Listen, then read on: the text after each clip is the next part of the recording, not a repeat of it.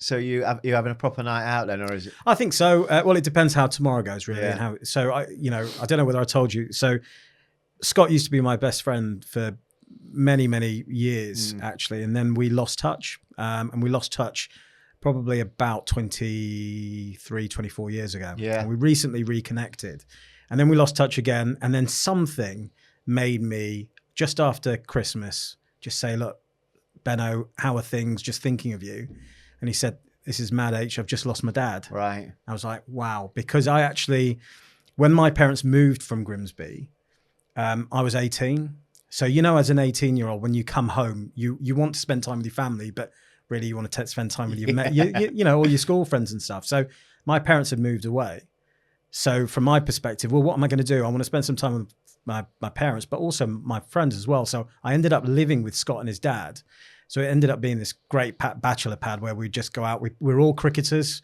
So we go out, play cricket, come back and enjoy, go out, whatever it might be. And it was just on a loop. Yeah. I got a job at a place called Christian Salverson where we were doing peas, pea processing essentially, just, was able to give Mike some money and so on. So Mike became really a bit like a dad to me. And this is Scott's dad, Mike. Scott's dad, when he was 18, you was living with them. Yeah, I was living with them. Yeah. And then, when I'd come back from university. Okay.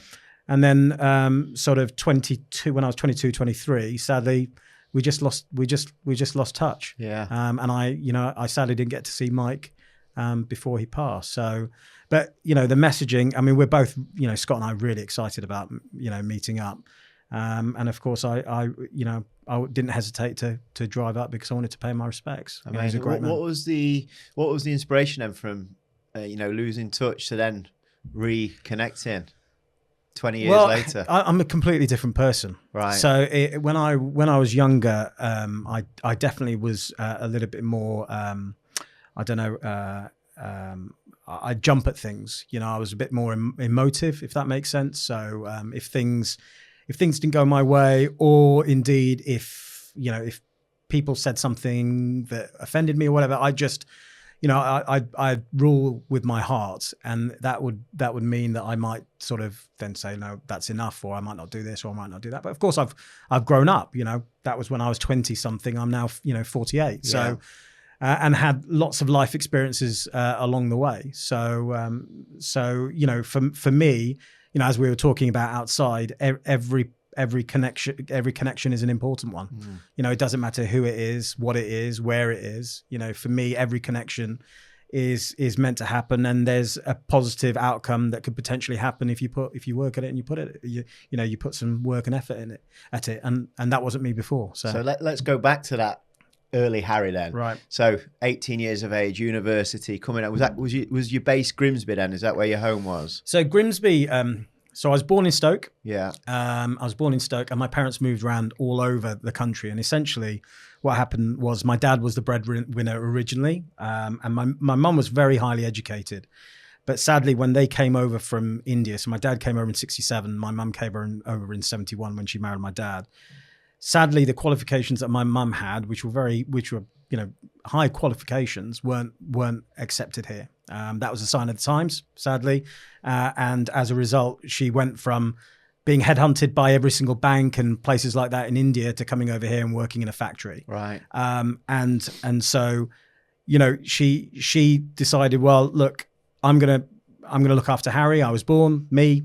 And then my dad was the main breadwinner. He was a chemist for Blue Circle Cement. So again, highly educated, doing an important job. And then it switched. So at the point it switched, my mum then she was a psychology background. So she was a child psychologist, went into education, went into teaching. But again, to gain a promotion, you couldn't get a promotion in the same area. And I'm sure it was difficult for most people, but it was definitely difficult for people from an ethnic minority background. So my mum had to go where the job was in order to get a promotion. And that meant I was going pretty much everywhere. So, Stoke-on-Trent originally, but I've lived in Hull, I've lived in Cottingham, I've lived in Grimsby, I've lived a couple of places in India as well. My parents tried to resettle, but they couldn't do it because they too British. as was I.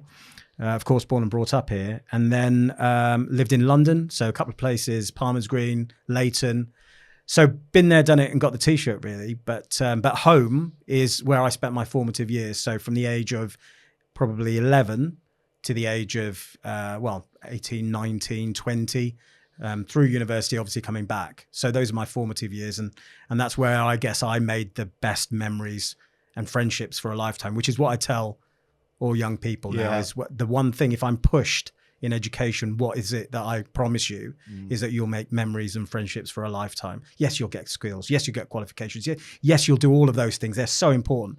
But the two that you know, overarching, friends and memories for a lifetime, you can't go wrong with that. Yeah. So you're currently head teacher at Cantell School in Southampton. Yeah. So very early on then in your life, did you have that ambition to become a teacher or a leader within the educational setting? Or where was you thinking at when you was that 18-year-old hanging around with Scott, coming back home, staying with his dad and enjoying your life? Yeah. Did you already have a vision for yourself then? No, I think it's really difficult, Luke, because it's very rare for young people to look into the future. And I think that's something we've got to accept. You know, we want young people to do that, but we've got to accept that actually young people live day in, day out. You know, they're not looking beyond the week after next, if that makes sense. So for me, there was no ambitions of going into education, but I was ambitious for myself at the time. And what I didn't realize, which has slowly come out over time, is that I'm really ambitious about the communities and the people around me as well. Yes, my family, but also more widely, just the wider community as well. So no particular ambition to be a teacher. Yeah. That only came in really when, after I did my degree in business management. I loved it. It was the first time I was doing something genuinely where I thought I was good at it, because before that, it just wasn't like that. You know, all the teachers would say, Harry can do better, Harry could do better. And, you know, actually doing my degree, I realized actually Harry doesn't need to do better here because he's getting it and he's really enthused. And I was putting really quite a lot of effort into it and getting a lot out as well. So after that, I thought to myself about whether I wanted to go into the world of business. Or did I want to just do something slightly different? And for me, going into education was almost going to be a bit like let's just try this out and see, and it might be a stepping stone onto something else. And I still remember, and it was chalk and blackboards at the time. Okay, this is how long ago it was. And I did my teacher training in Huddersfield. Of course, most teacher training now is on the job training. So within weeks, you're in front of a class at the age of 21, right? Scary. And I'm there, and I still remember that moment where I'm teaching for the first time, and I thought, wow, okay, I like this. I'm enjoying this. And it appeared that the young people were enjoying my teaching as well. And I didn't look back. What was it though, when you were in that moment that you felt that? What was it, do you think? Well, I knew that I had quite a lot of knowledge and understanding that I was able to give to young people. How to give it is the most difficult thing. You know, how you impart that knowledge to young people, how you ensure, and it's what we call pedagogy. You know, how we get that knowledge and understanding across to young people when they are so different and they learn in many different ways and understand things in many different ways. I just felt that the way I was able to come across to them, that there was a natural affinity. And I've always said the relationships between young people and teachers have to be very strong. I've always said there's a line. And yes, those lines cannot be crossed, but there's absolutely no reason why the teacher and the pupil can't come right up to that line. And when that happens, something very special happens, because actually that's when the learning is at the best, and that's where teachers enjoy doing their job. And that's what we've tried to create at Cantell, is where the school is a very special place for young people to learn, but also for staff, regardless of whether they work for professional services, they're a teacher, or they're a support, they're in some way pastoral support or support assistant, that they really enjoy their work as well. So you stood there as a 21-year-old teaching your first class. Yeah. You love it. Yeah. They seem to love it too. Yeah. You've got the energy for it. Yeah. At what point through that teaching journey did you start to set your sights on becoming a head teacher? Very, very late on. Very late on. So it was only when the headship, well, just before the headship of Cantell School came up, that I thought, yeah, this is something that I want. And it wasn't the headship, a headship that I wanted. I wanted the headship of Cantell School. Right. Yeah, it couldn't be anywhere else. For what reason?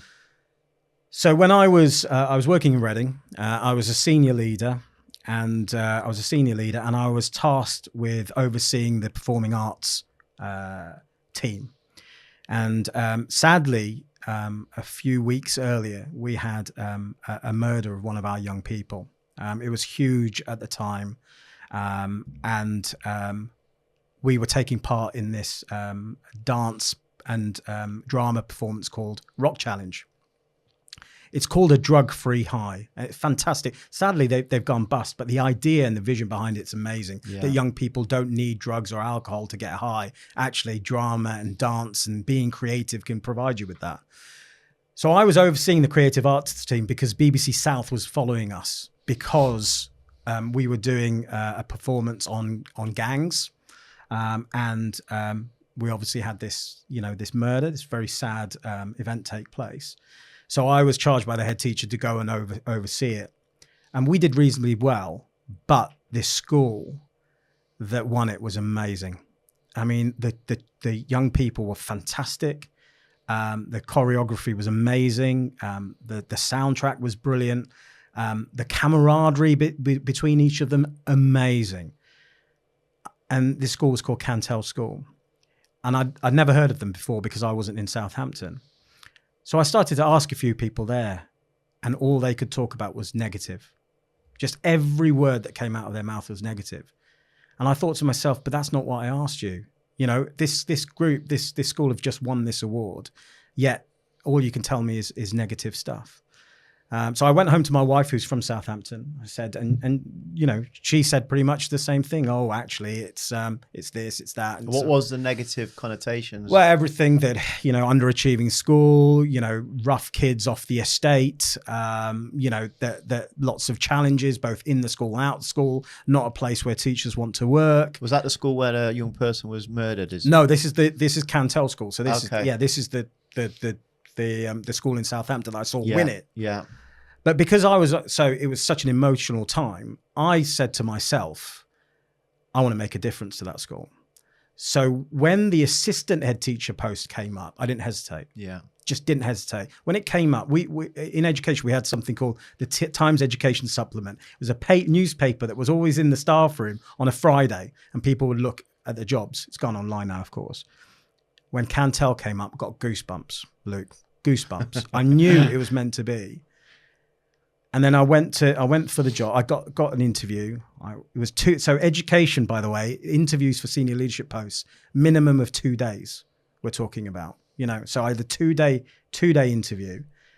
And I remember going home. I was so tired. I lay in bed and thought, God, that was the toughest thing I've ever done. And then I got the job. Got the job, and I was overjoyed, ecstatic. So that was 2008. Yeah. And then ever since, I've been driven. Lots of different things, but one thing for every young person and their family to be proud of attending Cantell School. And I think we're getting there. Yeah. And that you can see that's your philosophy from working with your senior there. You've got such a great energy for that. And that's why it's fascinating for me today to have this conversation with you, because you're very different in your approach. You don't come across, like a teacher.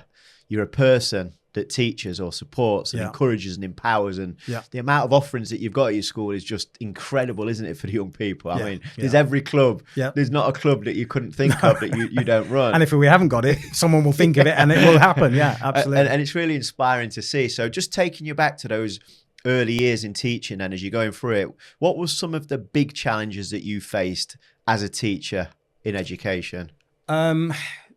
So early on, you had to develop as a teacher, and you're constantly developing. You're developing your own knowledge, your own skills. You're planning constantly as well.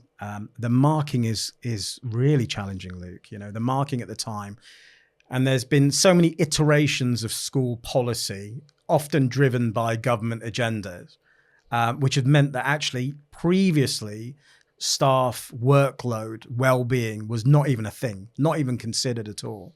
And so the marking load I found was really, really challenging. That is, particularly when you're doing coursework-based things. So I was teaching business studies, so I was often teaching, which is seen more as a vocational subject. You'd have lots of coursework that you'd have to mark regularly. And I found that really challenging, balancing that with, just growing up really. Yeah. As a young teacher, you often felt that you didn't have a life outside of teaching. But I loved education so much that the benefits outweighed the costs. Yeah. So the challenges were intrinsic. They were bettering yourself, finding your way through things. And over time, those challenges have changed and evolved, and as the environments changed. But at no point, as we're reflecting, at no point did I ever think that this wasn't the job for me. At no point did I ever think that I wanted to go into anything other than teaching, because as I say, every day is different, and on your darkest day, and there are some dark days. When I speak to new young teachers coming through the profession, I'll tell them that on a January morning, there will be a time where it's wet, windy, you're looking outside of your apartment. The day before, it's been a horrendous day, a couple of lessons went wrong, a kid said something to you, you've got lots of marking, and you'll think, is this for me? And let me tell you, it is, because it's the best job in the world. Yeah. And we don't talk enough in this country about what teachers and staff do in schools. And it's something we've got to change, because the value of education, we know around the world, is so significant. We need to make it back to where it used to be, which is the number one profession. And I'm not being disparaging to any other profession in any way. I'm not trying to take away from others. I'm trying to lift our profession. And what we don't do, we don't sing our praises enough. We don't do enough about our own staff. I put a LinkedIn post recently, because we've started to celebrate more the staff. Yeah, celebrate more the staff that we do, staff profiles, about their journeys, what they're doing, and the response has been amazing from the community, and it just makes people go back and think the value of my teacher, the value of that support staff, the value of that person on reception that helped me out when they were on duty. Something that other countries, I learned this when I went to Shanghai. I had the privilege of spending a week out in the Jiangsu province in China. Not my first visit to China, and education there is just up there. And what they do is they celebrate the staff a lot, outwards, and I think our Britishness stops us sometimes from doing that. We can't say how good things. Well, we are from now on. Love it, and I think it's such a beautiful thing, because I say to people, I've worked in all different industries, doing what I do, going into corporations, business, all different places, and teachers by far is the most challenging industry I believe that I've been in. Yeah. It's the most rewarding as well. Yeah. So it's like that in between. Yeah.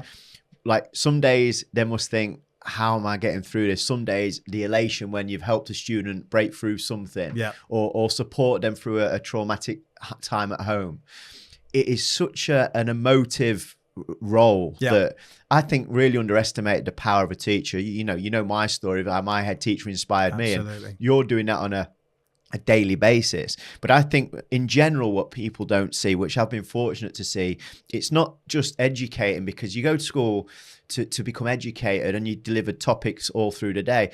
That's kind of the basics of the teacher, isn't it? Yep. The delivering. Yep. It's the everything around it. Yep. The incredible amount of love and energy and empathy that goes into it. And bearing in mind, that teacher's got a life too. Yes. So the teacher's trying to be that for hundreds of people, and might have their own challenges when they go home as well. Yeah. And I say to every teacher, I admire you turning up, knowing you've got that student that's going to cause you a challenge or two today, but you keep showing up. Yeah. You keep showing up. No matter how many times something comes back negatively, you keep going. Yeah. because I think it's one of those jobs that you're in it for a real reason, that you want to make a difference. Like you, I can see your energy, and I've said to you before, you've got that entrepreneurial spirit, and I think it's wonderful that you've chosen to utilize it in the educational world, because you could definitely, without doubt, go and run and be part of multi-million-pound organizations, business, because I've met lots of people that are in there that don't operate at the level that you do. Yet you've chosen to use your gift and skills to empower young people. What do you think it is that really kind of pulls you in so deeply that you'll travel all the way here today to share this with me, that you'll travel, anywhere that you need to go to create connections, to enhance opportunities for young people? What is it? Well, it's just exactly that, really, that my genuine belief is that young people truly only have one chance of getting their education right. You can get the education later on and all of those kind of things, and I get that, and fantastic. But actually, we want to get it right the first time round. And for some young people, it's very challenging. It's difficult. We understand that. And that's often linked with potentially home life, circumstances that are outside of school life.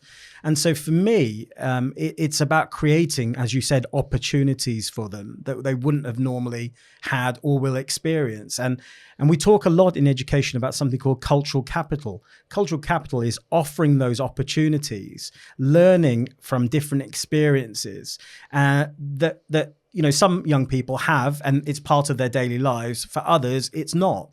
So I'm really driven to sort of drag, my piece of education really in, kicking and screaming into the 21st century and bring it more in line with some of the corporates, and just to say, right, okay, this is the challenge. So what are we going to do about it? And if we keep doing the same stuff that we've done before, we're going to be in the same position, right? So there is a significant gap between the outcomes, the achievement, and the life chances of those that have and those that don't have. And by that, I mean those that come from the most disadvantaged backgrounds and those that come from more stable, affluent, socioeconomic groups. It's not narrowing, it's growing. And post-pandemic, it's growing as well. And we can't just keep doing the same thing over and over again. So we've got to look out. We've got to be innovative. We've got to use our entrepreneurial spirit to create connections and make those connections work. So there is, you know me, I'm a dog with a bone really when it comes to connections and people. I won't let people leave a conversation without me thinking, how can you impact positively, not just on young people's life chances at our school, but across Southampton and beyond as well. That's really important for me. So any project that we create that is unique, that might be innovative in the sector, the view is always, how can we upscale this? How can we explode this out so that it actually can be scalable in other schools locally and regionally and nationally as well? And that's really important. So I think, coming back to your question about what it is, it's understanding that young people's life chances are really important. We see them more than their parents in the course of the day, and so it's sort of incumbent on us to go above and beyond for them. And the challenge I have really with my colleagues, we've got somewhere in the region of just over 200 members of staff at Cantell, and across 300 across the whole trust, is to hold them back a little bit, because they're bought in. Yeah. They're bought in on the vision. They've got the values. They want to do that. And sometimes, because they just want to go out and do it. And I'm sometimes saying, well, yeah, okay, but you've got your own family, you've got your own lives as well. Just hold back a little bit. So yeah, it's interesting because leadership poses that challenge. Sometimes it's about getting people on board the bus. For me, at this stage, it's about making sure that they're comfortable on the bus. Yeah, not jeopardizing their own well-being. Totally, so important. Yeah. So, I'm a very strong believer that the most important asset in a school are the staff. And if you work from that very simple premise, then actually what you're doing is you're considering them being your internal customers. If you treat them like your internal customers, well, your external customers, who are your children and families, will thrive as a result of that. I love it. What's one of what's a success story that springs to mind? You know, throughout your career as a teacher, somebody, or I know there'll be multiple, a story that often you think of and you're very fond of it and you like to share.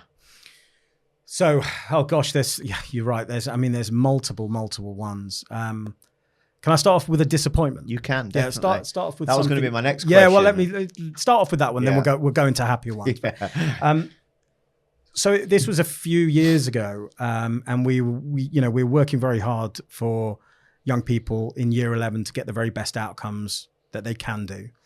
I'm not interested in league tables. I'm not interested in outcomes. When the Daily Echo contact us for a press statement, it doesn't give percentages.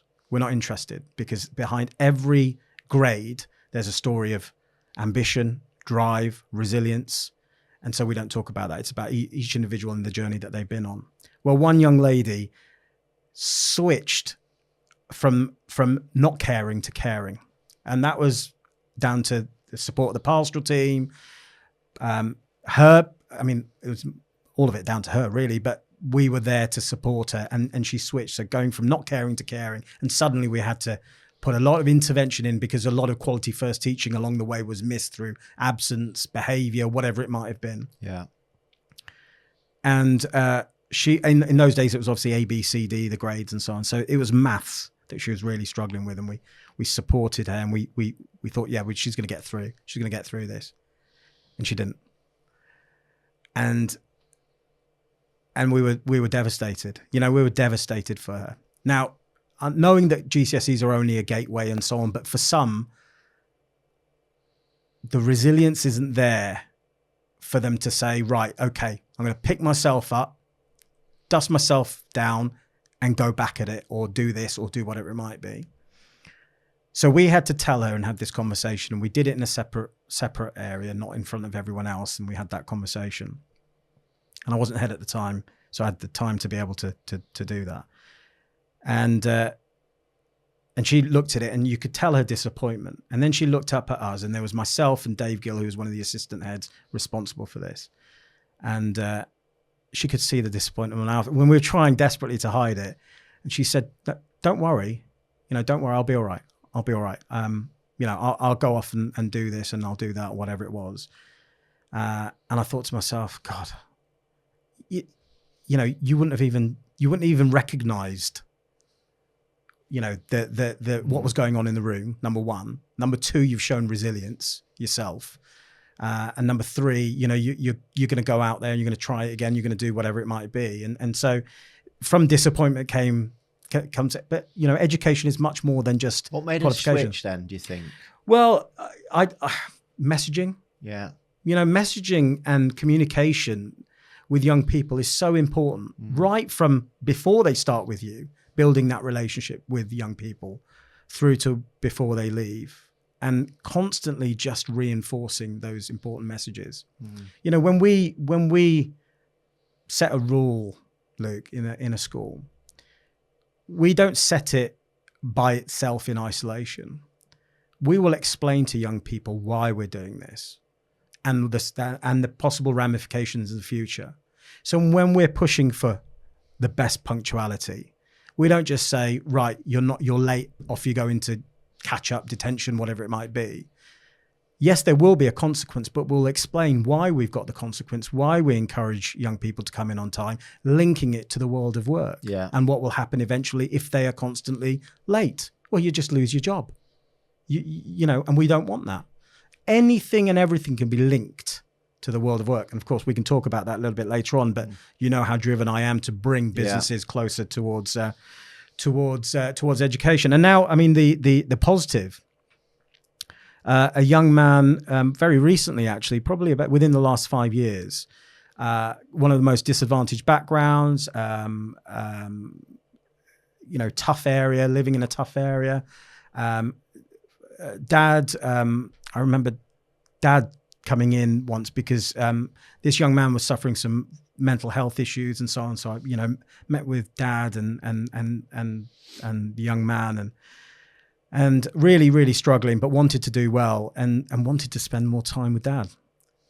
But Dad broke down and just said, I can't because I'm working. And he was genuinely working, went through his work. I'm thinking, God, he had one afternoon on a Sunday where he wasn't working. Right. And you think, God, and then you then have to try and work around, solutions. So we were thinking about what we can do, and we tried to create more within the school, try and invite dad in to more stuff. At least they can have the time there as well.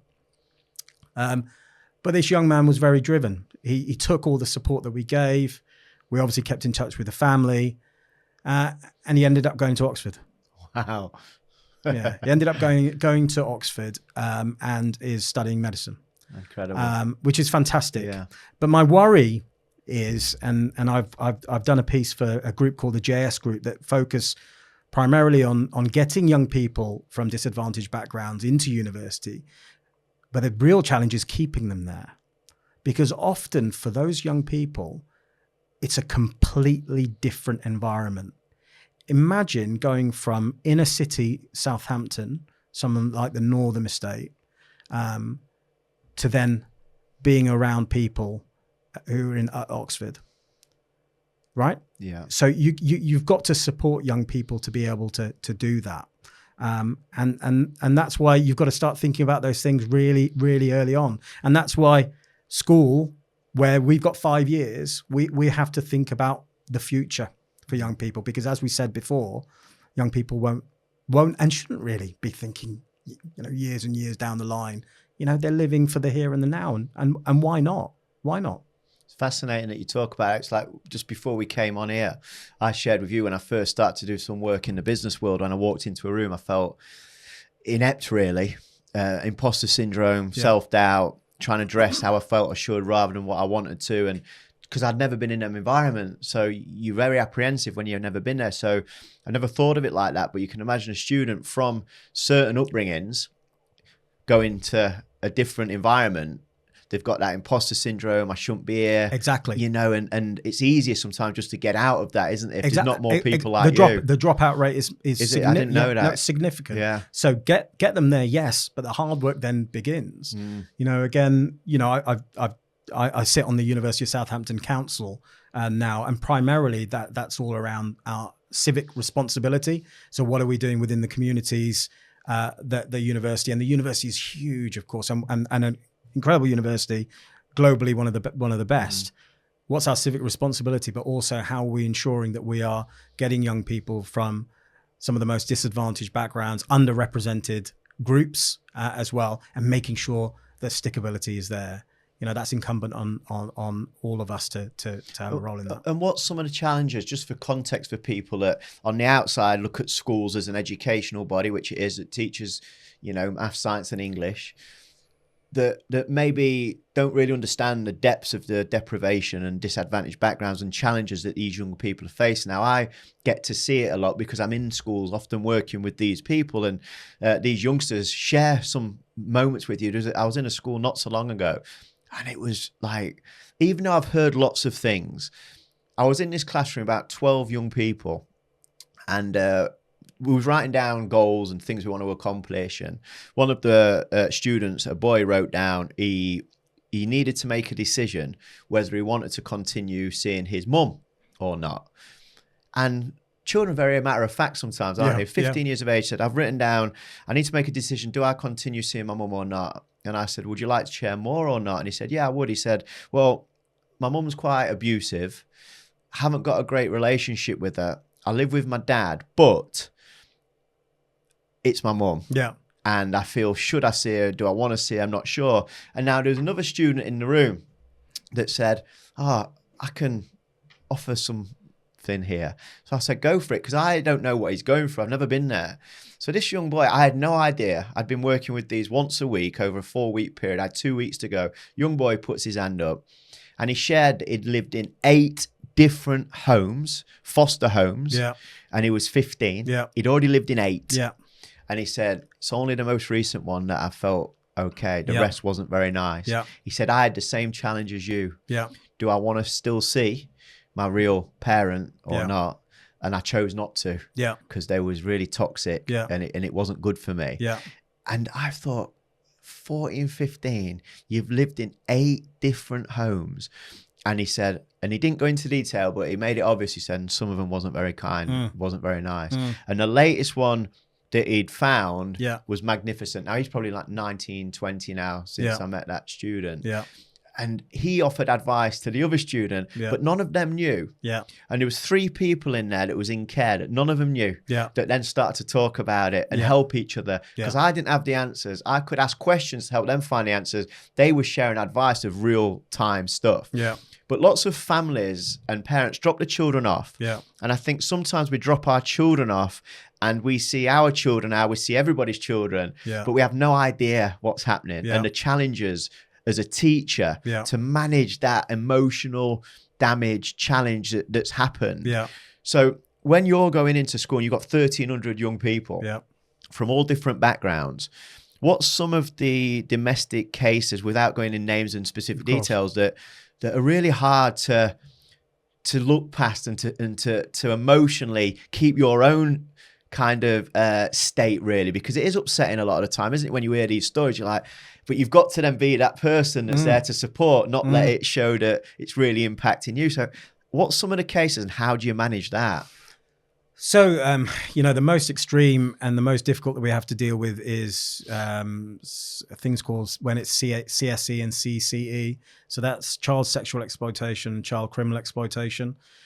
And it's simply when, young people are so vulnerable that they are groomed into doing X, Y, and Z. And dealing with that is really, really challenging, because more often than not, when there are cases of CSE or CCE, there can be some level of neglect in the home. Now that can be intentional neglect, or it can be unintentional neglect. And then unintentional neglect is where it's just not seen, it's not understood, people are just getting on, and it just happens. Yeah. Intentional, of course, is polar opposite, where there's intent to cause harm in some way, or a complete lack of care, or whatever it might be. So the stories that we have to deal with, where young people, when they feel most safe, is when they're at school, and that is absolutely the way it should be. They feel safe to make disclosures to an adult, and then the adult will pass it on. And so it then goes through our safeguarding team. And often, I might be involved in that.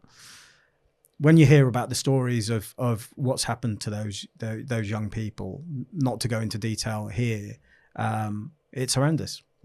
And it's very difficult for us not to take that home with us, and particularly our DSL, our designated safeguarding lead, and our designated safeguarding officer, who deal with this sort of day in, day out. It's really challenging. And so in schools, we have to do supervision. We have to meet, I meet regularly with the pastoral team together. I meet with them as individuals, just chatting about how things are going on, but trying to take their minds off work, talking about holidays, where they're going next, their family, understanding who's going to university, who's doing this, where, they're building simple things like they're going to build a patio, and telling me about that. That's really important. So, there's multiple stories that I could tell you, Luke. But it's so tough, Harry, isn't it? When you think about a child's coming to school to learn, how can they learn when they're going home to all of that stuff? It's so tough, that, isn't it? So it's really difficult. So there was a young man years and years ago when I first joined Cantell, and I really struggled to connect with him. Now, you know me well, and it's really it's unusual for me not to connect with a young person, regardless of the behaviour that they're displaying, what they're doing. They can tell me to whatever it might be. I'd still be there, and that's the case for all of our staff, really. But God, I find it difficult with this young man. And periodically, in, out, when in, behaviour awful, impacting on the learning of others. Some felt unsafe, etc. And I thought, right, I need to know more here. So when that young person was off next, I did a home visit. I never did home visits in my old school, but I joined the pastoral team at Cantell to do them. I still do them now. And I'd still do them now because of what happened when I went and saw this young man. we knocked on the door was open, and the house was in an awful mess. I mean, rubbish everywhere. It stank. There was cat feces and urine everywhere. And the mum shouted up to the boy. The boy came down and he stopped I still remember this. This was years ago now. Stood in the middle of the stairs and looked at me, and I looked into his eyes, and suddenly I just realized, well, this is why. Mm. And he realized I now knew, this is why. Yeah. And there, for the first moment, there was that connectivity, and we went down, we had a chat about things. We tried to put things in place. It worked for a bit, and then it went off again, and then it worked for a bit. And that was his life and our experience until he left us at the end of year 11.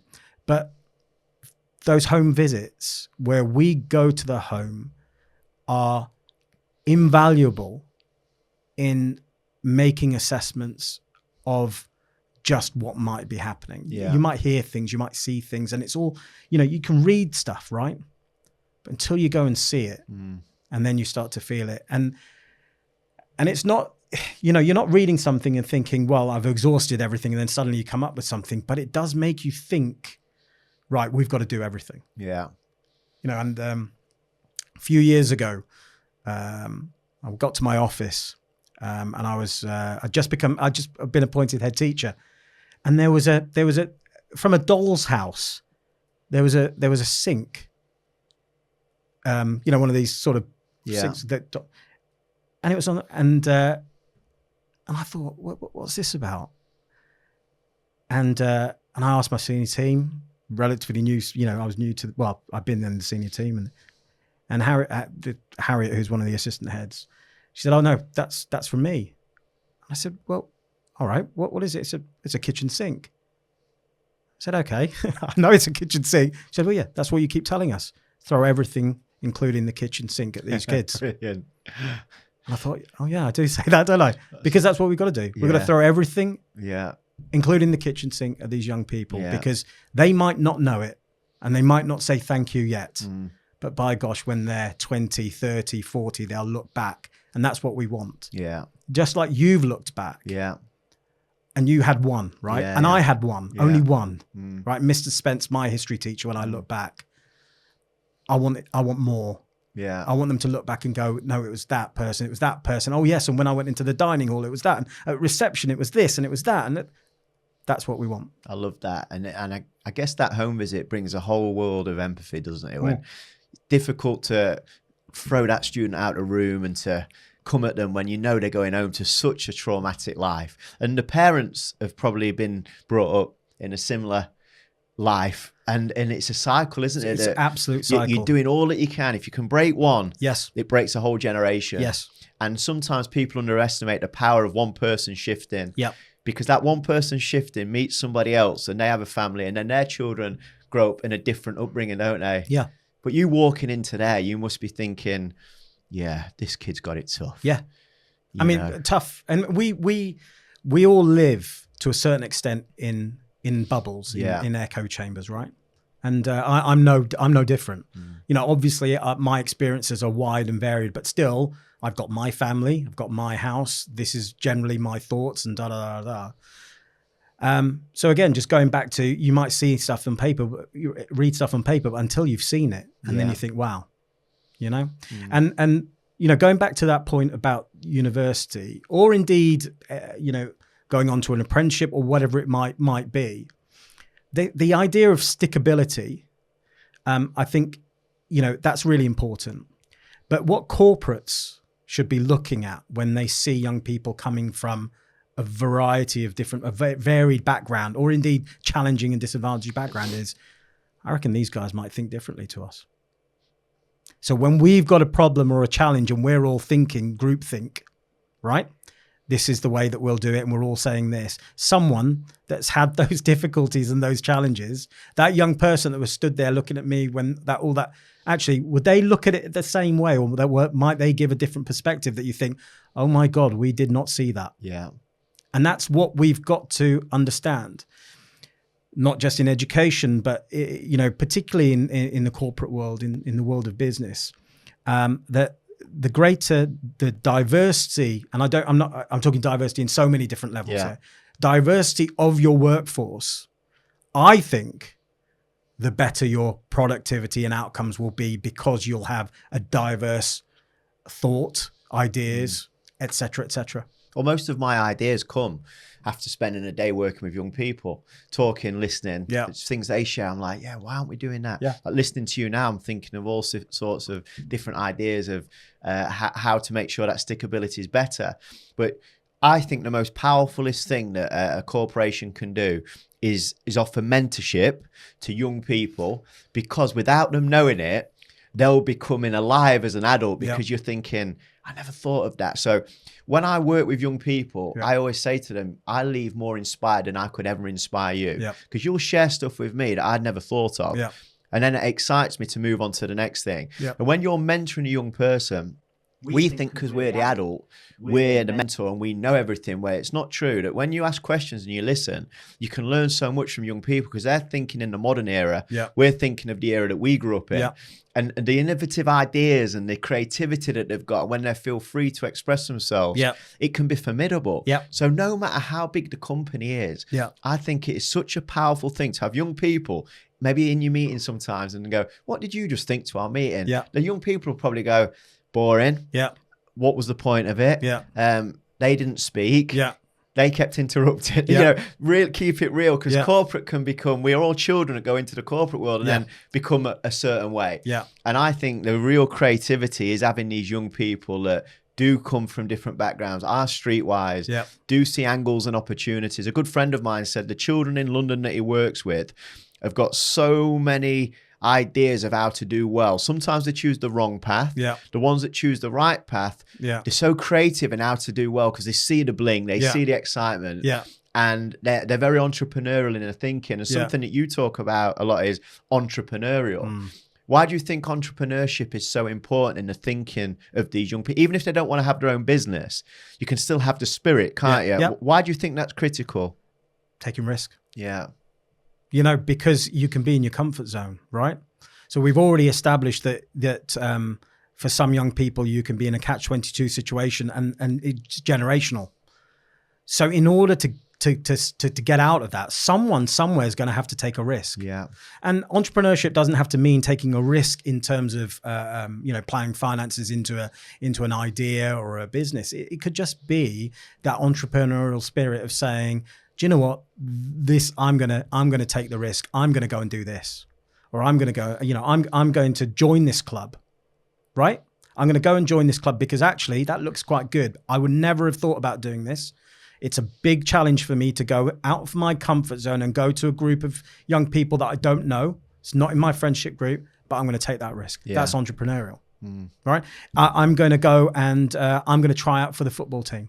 I've always liked football, but actually, I never really thought about, well, that's and it's those things that they can do in school that it's both educationally focused, but also focused on those core additional sort of extracurricular opportunities that are really important. Taking a risk when you're choosing your options, for example, the government has until recently had a diktat of all young people doing the English baccalaureate when they choose their options. I mean, that for me is based on a political ideology, not what's right for the youngster there and then, supported by parents and the school. So we don't have that. We've got an EBAC pathway. You're on it or you're off it. It's up to you. And I'd love young people to challenge themselves to think about what they're going to be doing, why they're going to be doing it, and they might take a risk. Like, do you know what? I really enjoyed doing catering. Really enjoyed doing that, but I want to do this, and this. Do you know what? I'm just going to take a risk. I'm just going to go for it. And actually, if you've got that sort of entrepreneurial spirit of pushing yourself, challenging yourself, coming outside of your comfort zone, I think you're going to help yourself later on in life. So the young people that maybe are from challenging backgrounds, disadvantaged, haven't seen this spirit, haven't seen this way of life, and maybe are already getting into the groomed of the gangs or whatever it is, and you're noticing that happening. What's your thoughts on how you pull a child out of that into the right path when maybe the friends are getting a few £100 here and there for doing the wrong stuff, they're getting the new trainers, they're getting the mobile phones, they feel cool because they're hanging around older people that are, you know, doing the wrong stuff, but they're feeling a part of something. How do we drag them away from that? Because we all know that doesn't end well. One of my greatest friends, Jamie Lawrence, only ever person ever in history to go from prison to the Premier League as a footballer, and represented Jamaica against Brazil, marking the famous R9. But he went to prison as a youth and again as a young adult. And fortunately, football was his vehicle. He saw a greater life through football. Often these young people I come across that are choosing the wrong path is they see that as their only opportunity to generate money. It's their way out. Their friends are doing it. The challenge is then, how do you bring them across to here and go, this might be harder work, but a lot better life? How do you do that? Well, you know, you've got to have systems. You know, you've got to have things in place so that when you're talking about, oh, you could be doing this or you could be doing that, that's available, right? So you've got to have those systems and structures. But fundamentally, it starts with inspiration, right?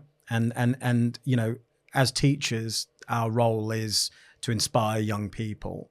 I mean, fundamentally as teachers, it's to inspire them to what we might be teaching. But of course, our role is much more than that, inspiring them to move away from something that they might be doing that might cause them harm or cause others harm to something else. You know, you're absolutely right. The pull of earning money quickly, or the sort of glamorization of gangs and things like that. It's massive, you know, it's massive. So we have to be alert to that and provide, you know, it's not, we have to do everything in our power to stop it happening, first of all. But if it does happen, then we've got to just, again, throw the kitchen sink and do everything that we can and inspire as much as we can. And we need to get, you know, we were talking about this outside, we need to get people in who can inspire, you know, young people for them to understand that there's no better way of earning money than to work hard.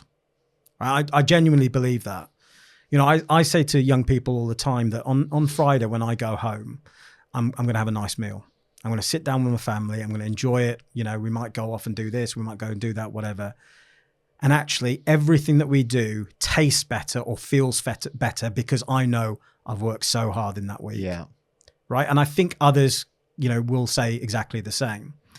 And it's interesting because I can also talk about people that I've met along the way. You know, a lot of the people that I know that are millionaires struggled at school, but they found their way. They found something. They found a hook. They focused in on that and they worked hard and they did well. Not necessarily well in terms of qualifications, but did well in school. They grew as individuals. They were charismatic. They were, you know, they were more extrovert than introvert. They were connecting people. They were, you know, they were confident, eye contact, you know, demonstrating what we call the empower skills: leadership, organization, resilience, initiative, communication, entrepreneurship, innovation, independence. These 8 things are what we focus on. And, you know, I genuinely believe if you can do all of those things, wow, you know, it's not the qualifications necessarily that matter. So for me, it you know, it's about that really. It's about working hard to move them off that path. But it's very difficult, you know, because a lot of young people are perpetually caught in an episode of Top Boy. Right. And you know, fascinating Top Boy, but I'm sure you've seen it. You know, that's absolutely spot on. Absolutely spot on. But what I feel is probably missing is what's happening in the schools, because you don't often see what the schools are doing and what people around the community are doing. You know, and I think I think there's a lot of work that's going on, but there's much more that needs to happen. And of course, we all know that there's been huge cuts where youth clubs that used to be around when we were young, Sure Start Place, all this stuff that was there within the community, they've all gone. But we can't just say it's gone. We've got to try and work together to create things for young people to get them off the streets. And seeing more of the positive role models, isn't it? Rather than the role models that some of these kids are looking to are the wrong types, doing well, but in the wrong way of life. These kids aren't looking across going, well, they can't compare to another type sometimes. Until they see someone that's done something that inspires them and they go, well, they've done that a good way. They've got a good life. Maybe I could do that, which they definitely could. Because a lot of the skills that they're learning negatively can be used in a positive environment too. You know, the way they communicate, the way they're savvy, they're sharp. And I remember working with a group of young children in Stevenage, only 50 boys in the whole school because of violence from year 7 to year 11. And they was from some real tough backgrounds, as you can imagine. And I remember talking to them about adversity and how adversity could become their advantage. Because of their upbringing. And they was like, well, how can it be an advantage? Because kids in schools over there have got this, they've got that, they've got families that have got this, they've got money, school trips, opportunity. We don't have that. And I said, well, that's your advantage. And they said, why? I said, well, you're still here. You're showing up. You're getting taxied into school and taxied home because you haven't got transport. You know, you're still here. So think about that you're 12, 13, still showing up, still dressed well. And you've got all of these things against you. Now, when you get to 2021 and something comes for you, you're ready for it because you've built that resilience through such a young age where a lot of people, me included, my first bit of resilience really come when I was in my late teens. And then you don't know what to do. You crumble. Where you won't crumble because you're already strong. And they're like, okay. So they start to see their adversity as an advantage over other young people. And then they start to go, okay, so, and then we got them thinking, rather than feeling hard done to and hating the world and resenting others, they saw themselves as they had an advantage. Now, the idea is that you're quickly trying to sabotage their negative thinking of their upbringing, that they're going to follow the same way to go, I wonder if you could use it as an advantage and be the difference and be the one that comes to this school in 15 years and goes, this is where I was, but look where I am now. And if you can just shift one or two, that's everything, isn't it? Absolutely. And we know we're not going to shift everybody, but by shifting one or two, and I think what you do that's great is that the 8 areas that you talked about there, independence, entrepreneurship, you really embrace them. A question I've got for you, Harry, is that when you've got a national curriculum and you've got OFSTED and you've got grades and you've got targets, and yet your ethos is, you do believe in education, of course. However, you've got these character development, personal development. It's all about the individual, the heart of the human being, the emotional intelligence, opportunities. And then you've got the pull over here, which is saying, you better get good grades or you're in trouble. I mean, even though your school is getting good grades, how are you balancing that? It's a really interesting point, Luke. I think it's all about culture, right? So, you know, our school, you know, is doing very well in terms of qualifications, you know, in terms of results, fantastic. I think if you focus on that alone, that's where you go wrong, right? So that's really important. GCSEs are really important. A-levels and other, you know, skills, qualifications, are very important. But it's about the culture of the school and essentially setting your expectations very high from what young people can achieve, because they sometimes don't set themselves very high targets, or perhaps their families won't, whatever it might be. So every young person, regardless of where they come from, what their background might be, whether they come from some of the most affluent areas where we've got young people coming from, some of the most deprived areas, it doesn't really matter. You know, the expectations are the same and they're high of every young person. And I think when you've got those high expectations, you can then move on to the culture. And what's the culture? That we will give you the world and more, but we want you to do X, Y, and Z. Why? Because it's going to help you. Not it's going to help us, it's going to help you. So at Cantell, it's very simple. Exciting teaching, learning, assessment, a brilliant curriculum that comes alive, where you go into every lesson. And my ambition is you become an expert. So you're walking in, and I want you to imagine you're going into a science room. I want you to imagine you're going in not as a pupil, but you're going in as a scientist. So you're going in there and you're transforming yourself as a scientist. You're going to think like a scientist, read like a scientist. You're going to write like a scientist. You're going to debate and discuss like a scientist. The bell will go 50 minutes later, and then you'll come out, you'll go to geography, and you're going to think like a geographer. You're going to write like a geographer, and so on. So that's our core curriculum. Then you've got all of these enrichment opportunities that are equally as important. And if you've got those enrichment opportunities to work on alongside, what you're doing is young people are learning and remembering more, right? Therefore, they're able to apply that in their daily lives, which is the most important thing. Then if they're tested on it, they'll do well. It's not the test that's the most important thing. It's the fact that they can apply their knowledge and understanding now and in the future, right? Then alongside, if they're developing their character because they're undertaking so many different clubs, that they're doing leadership, they're taking part in leadership opportunities, they're helping out litter picking or whatever it might be, giving back to the community. Because we say, be ambitious for yourself, but the people around you as well, right? Really important.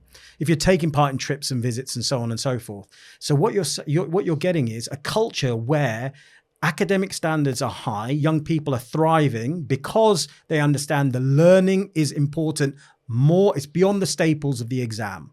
It's learning because it's going to help you grow and develop. Got young people developing socially and also their character. That's the thing for me. It's the culture of the school. Yeah. And then when the culture is a strong culture like that, these things tend to be positive. And you're showing that you can do both, which is interesting. Yeah. Well, I think, they're not mutually exclusive. Yeah. They connect together. They absolutely connect together. Well, the character helps the academic side, doesn't it? Yeah. When their aspirations are higher for themselves, they're going to put more effort into the area of education and they know that it's going to support them. When we talk about resilience being one of the Cantell Empower skills, we're not just talking about that in the world of work. We're talking in the world of work as in business. We're talking about that in every aspect of their life. Yeah. So actually, when they do when they do an assessment and it's not quite gone right, well, are they going, oh God, well, I give up? Or are they looking at that going, oh yeah, actually, because the teacher's given me some really useful feedback there. I can see now. So actually, yeah, I get it. I'm going to do that right next time round. Well, that's resilience. So it's applied in every aspect of their life, really. So that sort of Cantell Empower skills. Yeah. It forms, the spine essentially of our school, but culture. Great schools. When I go and see great schools, it's just brilliant. It's such a privilege to be able to go into schools because you talked about OFSTED. Well, I've been an inspector. I've inspected schools for I think I trained in 2014, so quite a long time ago.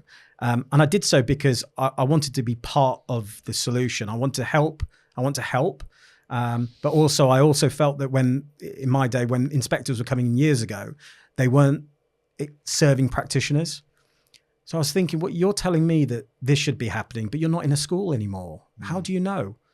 So actually, OFSTED, quite rightly, were driven to increase the number of serving practitioners, because who better to understand what's going on in school and be empathetic and understand and say, yes, this is right and this is wrong, than someone that's a serving practitioner. But absolute privilege to go and see schools, regardless of where they are, what OFSTED grading. It doesn't really matter. It's an absolute privilege to walk through the doors, see young people learning, see teachers doing what they do. It's great, as you know, because you see a lot of schools. But the best schools have got three things right. Number one, a culture of can do. High expectations, just smashing it. The second thing is strong systems and structures that are relentless. There's flex available in those systems, because one size doesn't fit all in a school, right? You can't apply a policy when you're dealing with kids all the time, because there are different children, different circumstances. If you just keep going like that, do you want to go, what? Do you know what I mean? It's not, so there's got to be some flex, but not enough flex that people call it inconsistency, right? So it's consistent, but with flexibility. And then great people. And we've talked about that already. Having great people. So those three things, when I go into school, I see that. It's just amazing. And number two that you talked about there, the policies, procedures, what's an example of that leads to supporting people's empowerment and educating them better? Oh gosh, there's so many different things really. In terms of systems and structures, I think rather than me tell you about a system and structure, it's more that the systems and structures are well understood by everyone. Yeah. Right. And that can be in terms of behavior management. Exactly. Right. Well, yeah. if you look at, let's say, for example, behavior systems. Our system in classroom is very clear. You do something wrong, you get your name on the board. There's no sanction. Why? Because children make mistakes. Yeah. Right. And where, if anywhere in the world, at any time, should they be allowed to make mistakes? At school. Agreed? Because otherwise, they're not learning. We all learn from making mistakes. What we won't stand for is young people that continue to make the same mistakes over and over again. Not suggesting that it needs to be a punitive measure, but there needs to be some support and challenge and ultimately holding young people to account. So you make a mistake, name goes on the board. You do it again, tick, behavior point, and then there is a consequence. Not a detention, a consequence. That consequence might be a catch-up at social time where you're talking to a member of staff. It might be an after-school catch-up. It could be a variety of things, but it tends to be a social catch-up for the behavior point. And then if it happens again, mediation, someone come in, take you out, and then there's a further consequence, right? The key thing is simple, or at least I think it's simple, but well understood by staff and students, applied relatively consistently. I can't sit here and tell you it's applied consistently throughout, because it's just not. Yeah. Because in any organization, when you've got, 200 people, as much as I'd want absolute consistency, you're not going to get it. Well, you need VAR, wouldn't you? Yeah, exactly. You would. Because you've got different teachers with maybe different boundaries within them and relationships they've got with, how they manage relationships is different across the board. Exactly. And also, there has to be a level of professional judgment that takes place within that, right? So there's going to be some level of inconsistency. This talked about the system having flex. Yeah. Flex, but not leading to inconsistency, where people go, well, that happened there and that didn't happen there. And that's not what you want. Okay. You want young people to understand and staff to understand as well. So it's ensuring that policy is understood by all, walked and lived by all as well. That's the most powerful thing. So when OFSTED came last year, when we were, again, not fortunate. See, I was going to say fortunate. We're not fortunate. It's because staff work hard. Yeah. The kids work hard, the families, it's great, right? We deserve our outstanding. We never set out to be outstanding, by the way. It's not about OFSTED. They came in and told us, fantastic. We moved on. Next day, we were just getting on with the same old, right? But, in order for us to have that, what they said was that the kids said that they respected it. The kids said they knew it and then they respected it, and that it was generally, most of the time, stuck to. Because they understand it, don't you? Explain to them reasons behind what we're doing. Yeah. It's not just to punish you, it's to help you, support you. Exactly. And that understanding is so important. When young people come to me, if there's a problem and it's escalated, to me, and when I say escalated, I'm not one of those sort of traditional head teachers where it's the hierarchy. I'll get involved because I can't help it. I just interfere with lots of things, Luke, right? So I will, I'll get involved and I'll speak to young people if they're doing things wrong. But I, along with the other staff, will take the time to explain what they've done, how it's impacted, and how that can't happen in the future, and how that's relatable to the outside world. I'll often, we have something called homework support. So remember in your day when you didn't do homework, what happened? Come on, Luke. You must remember this. I remember I was on a report a few times. Okay. So if you didn't do your homework, you get a detention, usually instantly. Yeah. Lunchtime or after school. And what would happen in that detention? Would you just write lines. Right. Okay. I must hand in my homework. Okay. A full A4 page and just keep writing it. Didn't do anything productive. It was a punishment of your time. Yeah. Can I ask, why didn't you do your homework? It's a really good question. Didn't enjoy the subject. Yeah. Busy playing football, loving life with my friends. Yeah. Potentially didn't understand it as well. Okay. And didn't ask for help because Okay. it was easy to just drift and get left out. Yeah. So we had detentions and all of those kind of things, punitive, not writing lines, but all that. And then what we realized was exactly what you said, that there's multiple reasons for multiple children. And we can't just go to a default of saying they're lazy. Right? So let whatever the reason might be, we need to first of all support them. So what we will do is we support them by putting in homework support sessions. So if you have missed homework, you will have a consequence, but that consequence is going to a homework support session where there will be at least 2 members of staff in a computer room enabling you to do the homework that you missed out on, supporting you to do the homework that you've missed out on. Mm. Now, in a school like ours, which is really varied, some coming from really difficult backgrounds and all of that, you know the context, don't you? We have well over 70% of young people that attend that. Yeah. Right? Because our view is and children tell us that they value it. They value that time. Now, for some, it's because they didn't understand it, so they get the help. For others, it was because they were playing football at that point, so they couldn't do it and whatever. So now they're doing it and they're catching up on it with the help of a teacher. For some, there's a bit of laziness there, but they've had to come back after school to get it done. And it just happens to be that staff are there to help them if they need. I think it's a great offer. It never happened back in our day. Very rare. No. You just missed it and got detention, but kept missing it and got another detention.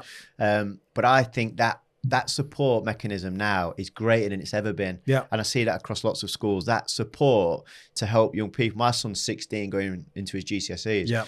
And the school is doing everything in their power to get him through. He's finding it tough, challenging, similar, football, gym, loves it all. Homework's the last on the priority, yet exams are coming. And he's now having a realization it's coming. And that school,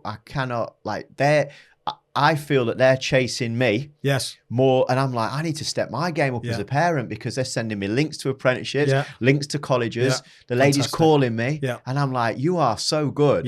I'm like, thanks for keep coming to me with these links. I think it's great. So I'm saying to my son, that school is literally doing everything. It's with you now. And he's like, I know, they're great. Like he's so respectful of it. I think what that does, you then appreciate. And then you step your game up because you don't want to let others down too. Because it's sometimes you don't understand why you're doing it, but if it makes them happy, sometimes you do it, don't you? Mum and dad are proud of you and all of that stuff. If you could change something in the national curriculum that was like across the whole country, what would it be? Add something in or take something out or put a specific subject in maybe that is standardized. So gosh, we could be here for hours on this. I mean, we could be hours anyway, couldn't we, Luke? But there's a couple really. I think preparing young people for the world of work should sit as a separate national curriculum subject. I think that's really, really important. Important enough for it not just to be, drop down days, enrichment days, getting speakers in and doing, the careers week and all the stuff that we do, which is fantastic. And we are seen in that particular area as a bit of a beacon school with regards to sort of careers and education. I just think the missing piece is bringing that into the curriculum, making it exciting, engaging, linking it back to business, going back to entrepreneurship, talking a little bit about that as well, and making it something that young people value. And therefore, there should be a qualification associated with it, right? Because otherwise, it's not valued as much. Whatever you do, you remember, having to go and do certain subjects, and there was no qualification. You think, okay, we can work hard at trying to change that, but there's only so many battles that you want to have and to focus on, right, and to win. The other one I think is more important than ever before. And it's citizenship, but really giving young people the opportunity to break some of the echo chambers that they might be in, for them to understand exactly what's going on in the world around them so that they can make better informed decisions.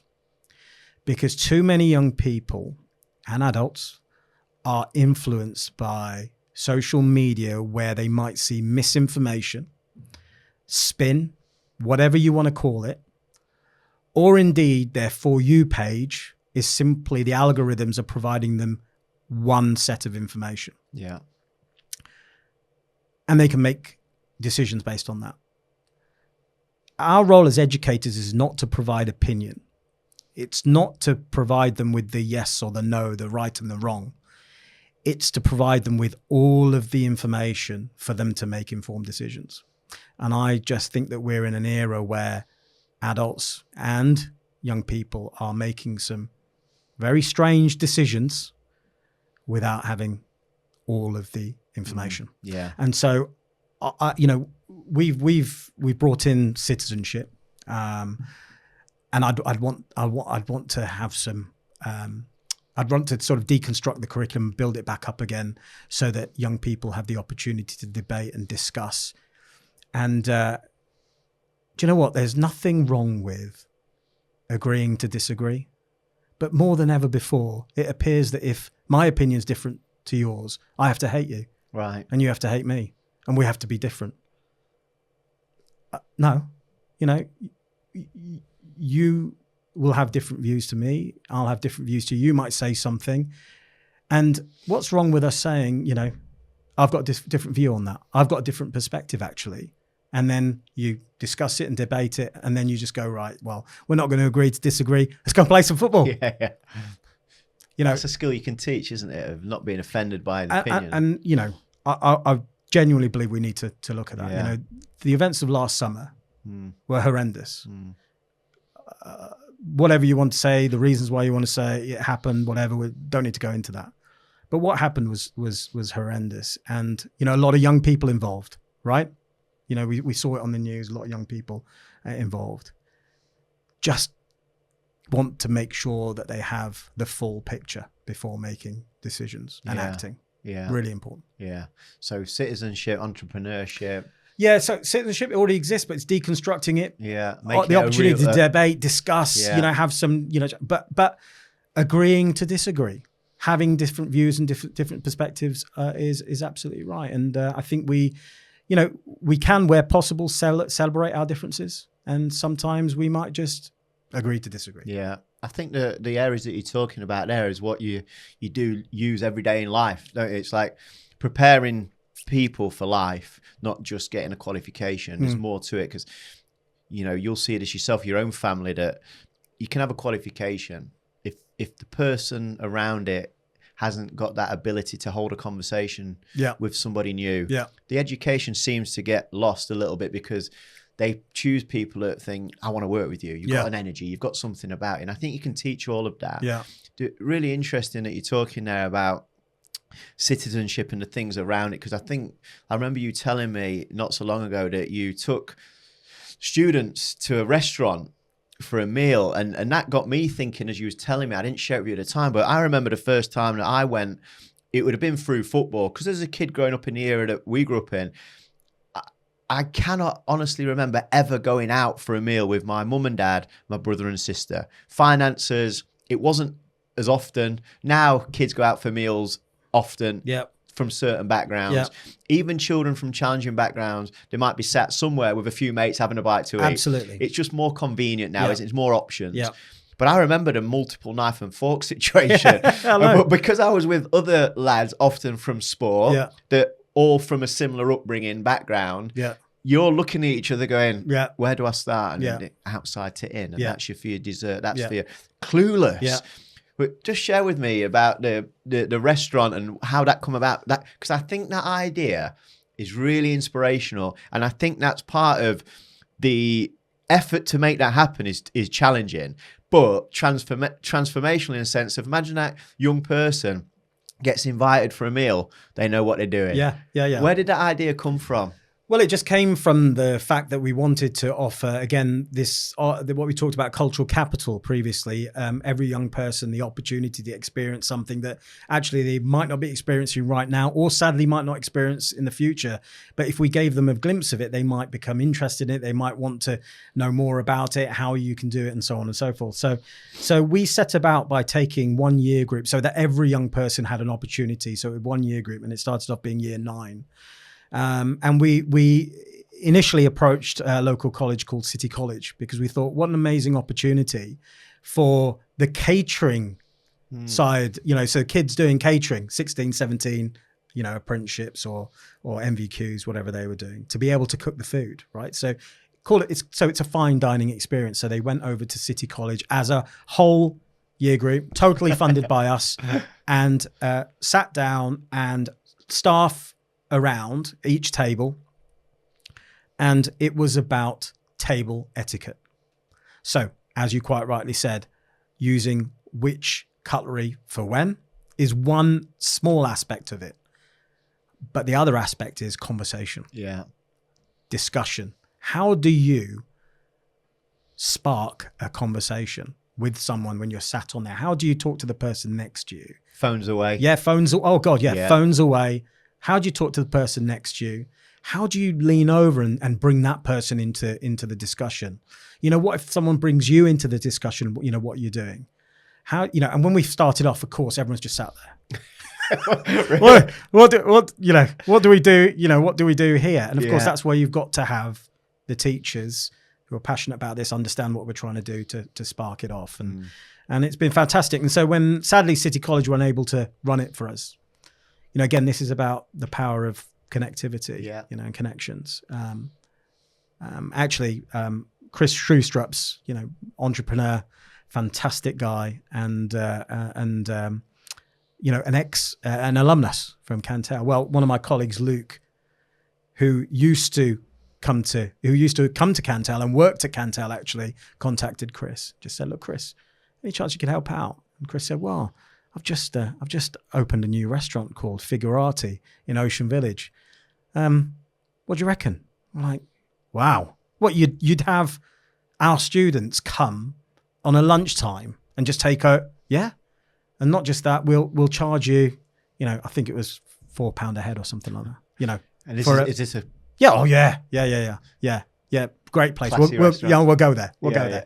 And nice place, and classy restaurant, fine dining establishment. Kids loved it. Staff loved it. How many did you take? A whole year group. Over two days, 3 days. Yeah. So is that what, 200 plus children? Oh, 260. Wow. Yeah. And just fantastic. And I can see young people in year 11 now when I talk to them, and it doesn't matter where they've come from, they all remember that. I love it. That really excites me. That 1 hour that you've created there for them. Yeah. Like you say, it gives them the confidence to go to these places. They do belong. They know what they're doing. Yeah. They might want to go back. Yeah. They might want to become a chef. Yeah. Waiter, manager. Just opens them. And that's one thing, isn't it? And the discussion, and the dialogue that took place, and is taking place now is fantastic. Again, there needs to be a spark, but the teacher will say that, someone needs to, take the lead, and that needs to be you, or that needs to be you. And let's take it from there. So the discussion around table etiquette is just as important, right? Because that's important. And at some stage, we want all of our young people to be in that situation.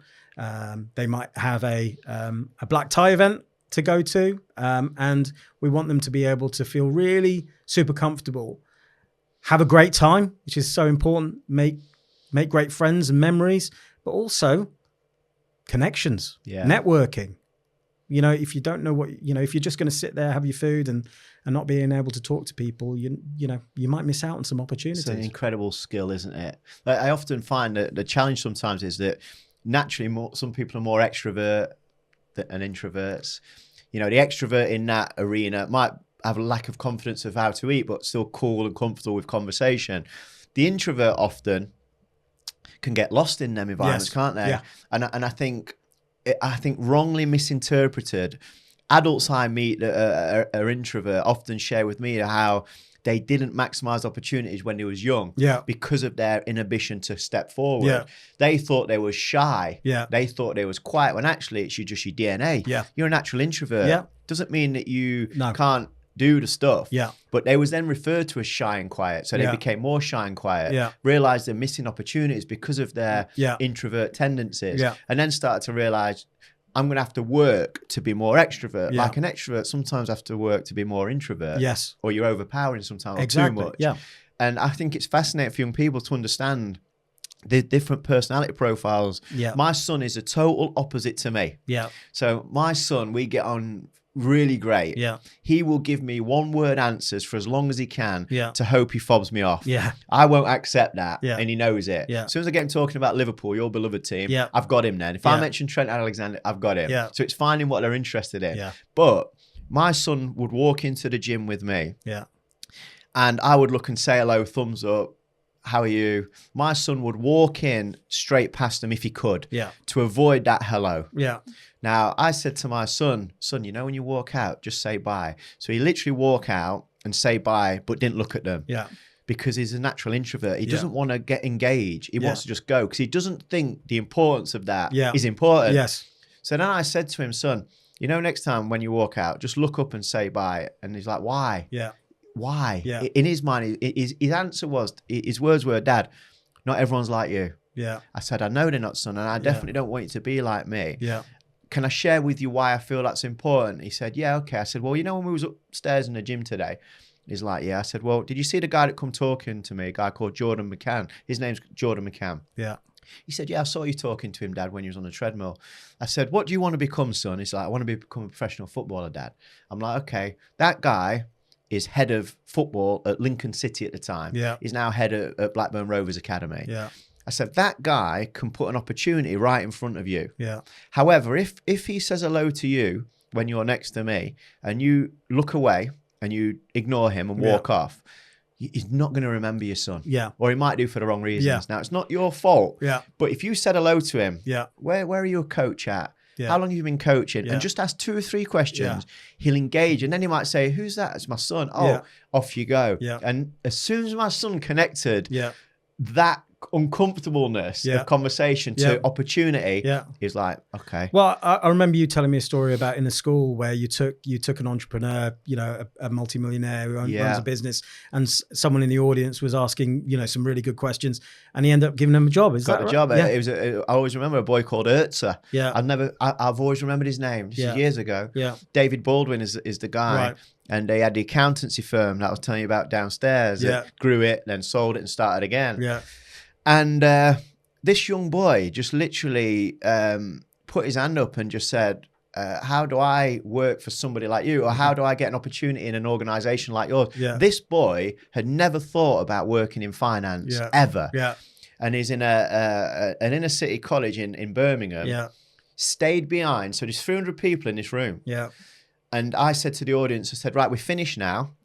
But me and David are going to stay 10, 15 minutes for anybody who would like to talk to us. Which you do a lot of, right? Yeah, I love it. That's my favorite part. Yeah. Now, what happens is you get the kid that stands up and he wants to go for his lunch, and you've got his mates that want to stay. Yeah. But he looks at his mates and he goes, come on, let's go for food. And his mates are like, should we not stay? Because they've got a guy next to me that's gone from £1 million to 250 million in 15 years. Yeah. It might be worth having a conversation. But then the 4 of them follow the ringleader, and they go, and I'm like, I'm thinking, don't go. Yeah. So out of 300, probably 10, 15% stay. Yeah. Out of the 10, 15%, Urtza's one of them. Yeah. And then I say, would anybody like to ask a question? Urtza raises his hand. How do I work in an organization like yours? How do I become in finance? How do I work for someone like you? Yeah. David says, send in your CV. Promise you'll get the job. Yeah. And he's like, how? Yeah. How can you promise that? Yeah, I said, well, if you could stay behind and answer a question and ask me a question, you're the right person. Yeah. Yeah. 6 months later, he started his apprenticeship. So you think that one person, brave enough, inspired enough to ask a question, his life changes. Yeah. He never thought of finance. Yeah. It weren't in his mind. Yeah. Now, what excites me about that is that's 1 out of 300. Yeah. So if you speak to hundreds of thousands of young people and bring these entrepreneurs along, one in every room is going to follow a different path. Yeah. And years later, you hear about it and you're Yeah. like, wow, that's it. But also if we're savvy about this, and, you are savvy, of course, and you talked about the leaders or the influencers, get them on side first, and so if you inspire the influencers, they'll influence and inspire the others. They'll just bring them along. And I think that's so important. So, we're talking about some other wonderful projects that we might do in the future. And that's a consideration for us, is to ensure that leaders in schools think about those influencers, make sure that they're sat at the front wherever, so that they can, so they can positively impact the others. Because actually, again, just going back to schools and we rely heavily on our young people. The school is a family.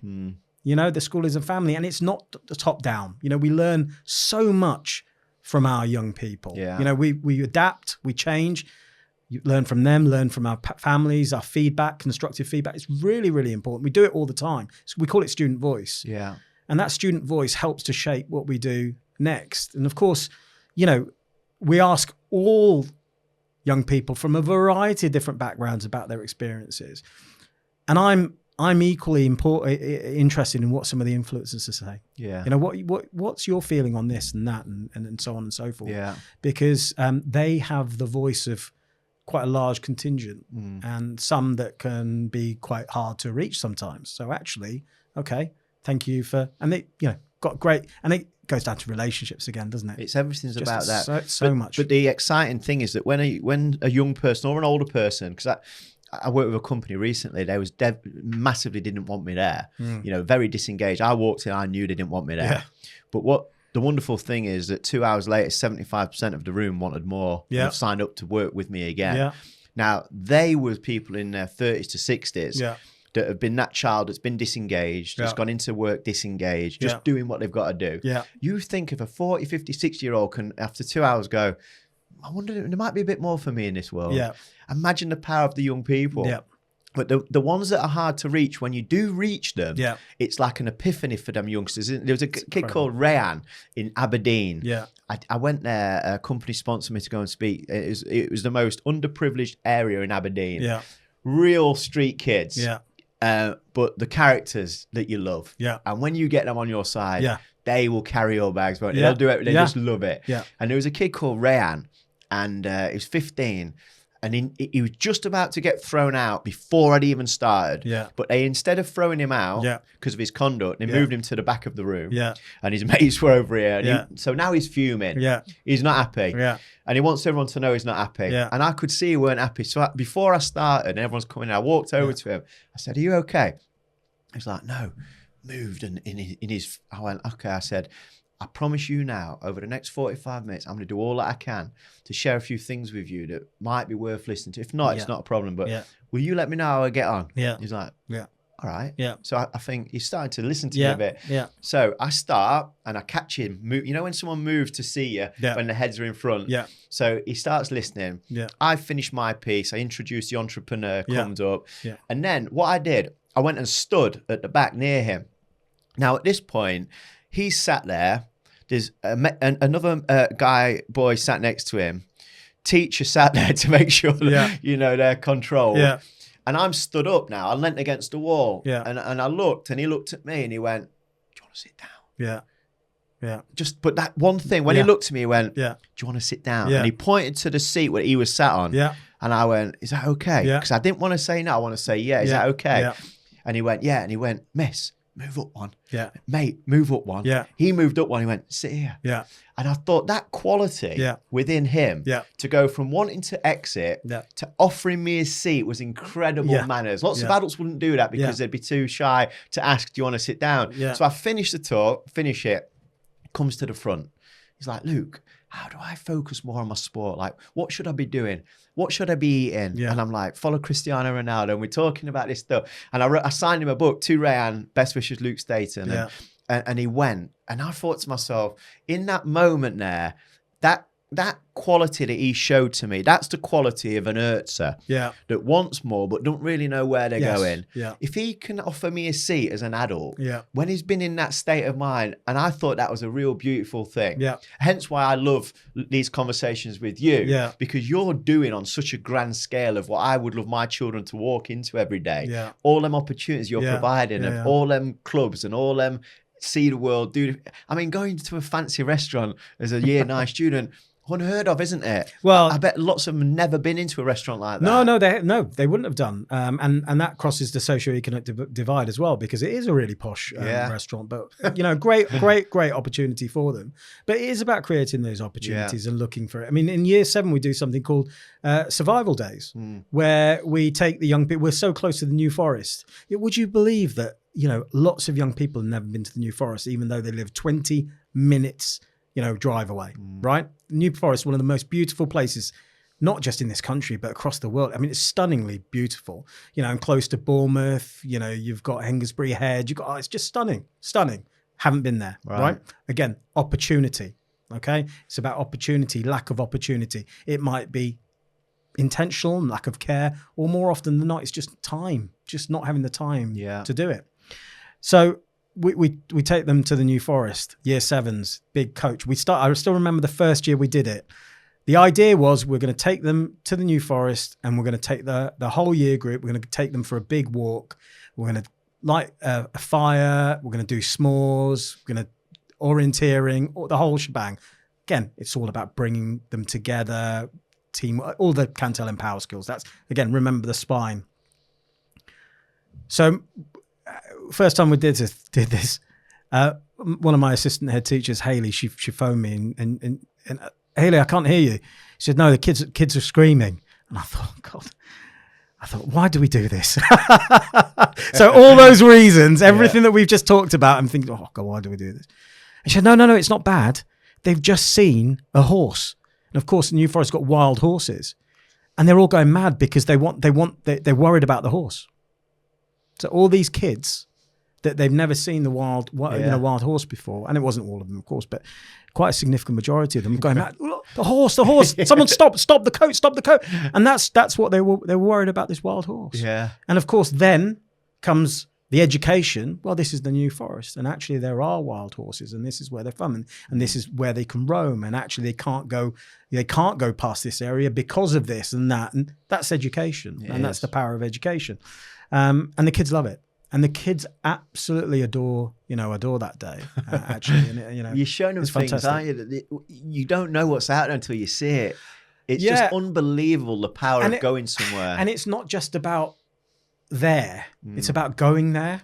So again, we talk about that thing about making memories and friendships for a lifetime.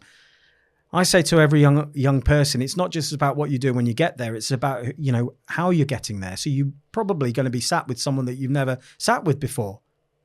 So there's an opportunity to make a friendship. You might be walking in a group where you're not with your friends necessarily, although we try and do that, of course. But again, you're outside of your comfort zone. So, what are you going to do? And ultimately, if you're a parent, you think for your children's education, what do you want for them? You want them to have friends in every nook and cranny of the school, not just to be reliant and sometimes over-reliant on one group, because that they can fall out, whatever it might be. And particularly girls, we know that can be elongated process. That can take a long time to heal.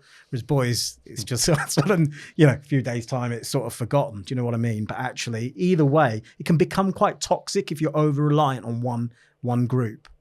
So actually, if you've got groups in every part of the school because you do this club and suddenly those guys have become friends, you've been on that trip, you met that person on the bus, and so they're your friend. Actually, you've got different friends in your classes. You're not over reliant on groups, and that came sharply home to me when one of my youngest daughter actually fell out with a group of friends. Very very very early on, actually in her school lifetime, but she also had diving, so it wasn't such a big deal because she had her friends at diving. So every day she was diving, she was seeing her friends, and that gave time for for her to develop and make sort of new friends. And in other instances, it could be time to heal the process. So I learned from that. And, I thought, right, this is what, and actually the girls diving has been a big thing for me in terms of those clubs, because, Maya still dives. Angeli has given it up. But when they were both diving, they had another family. They had another set of friends. They were going and seeing the world. They were getting opportunities that we weren't able to give them because we were working or we were doing whatever it might be. They were going off and diving in Bulgaria, diving in Bergen, diving in here and that, wherever. Fantastic.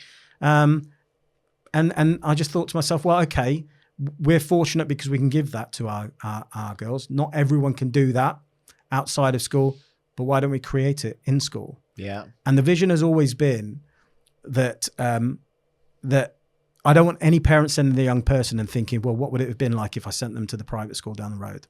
And I've got nothing against, I believe in a mixed economy. I don't care about different schools, whether it's grammar, private, independent, it means nothing to me. I just want them all to be brilliant for the young people and the families that they look after.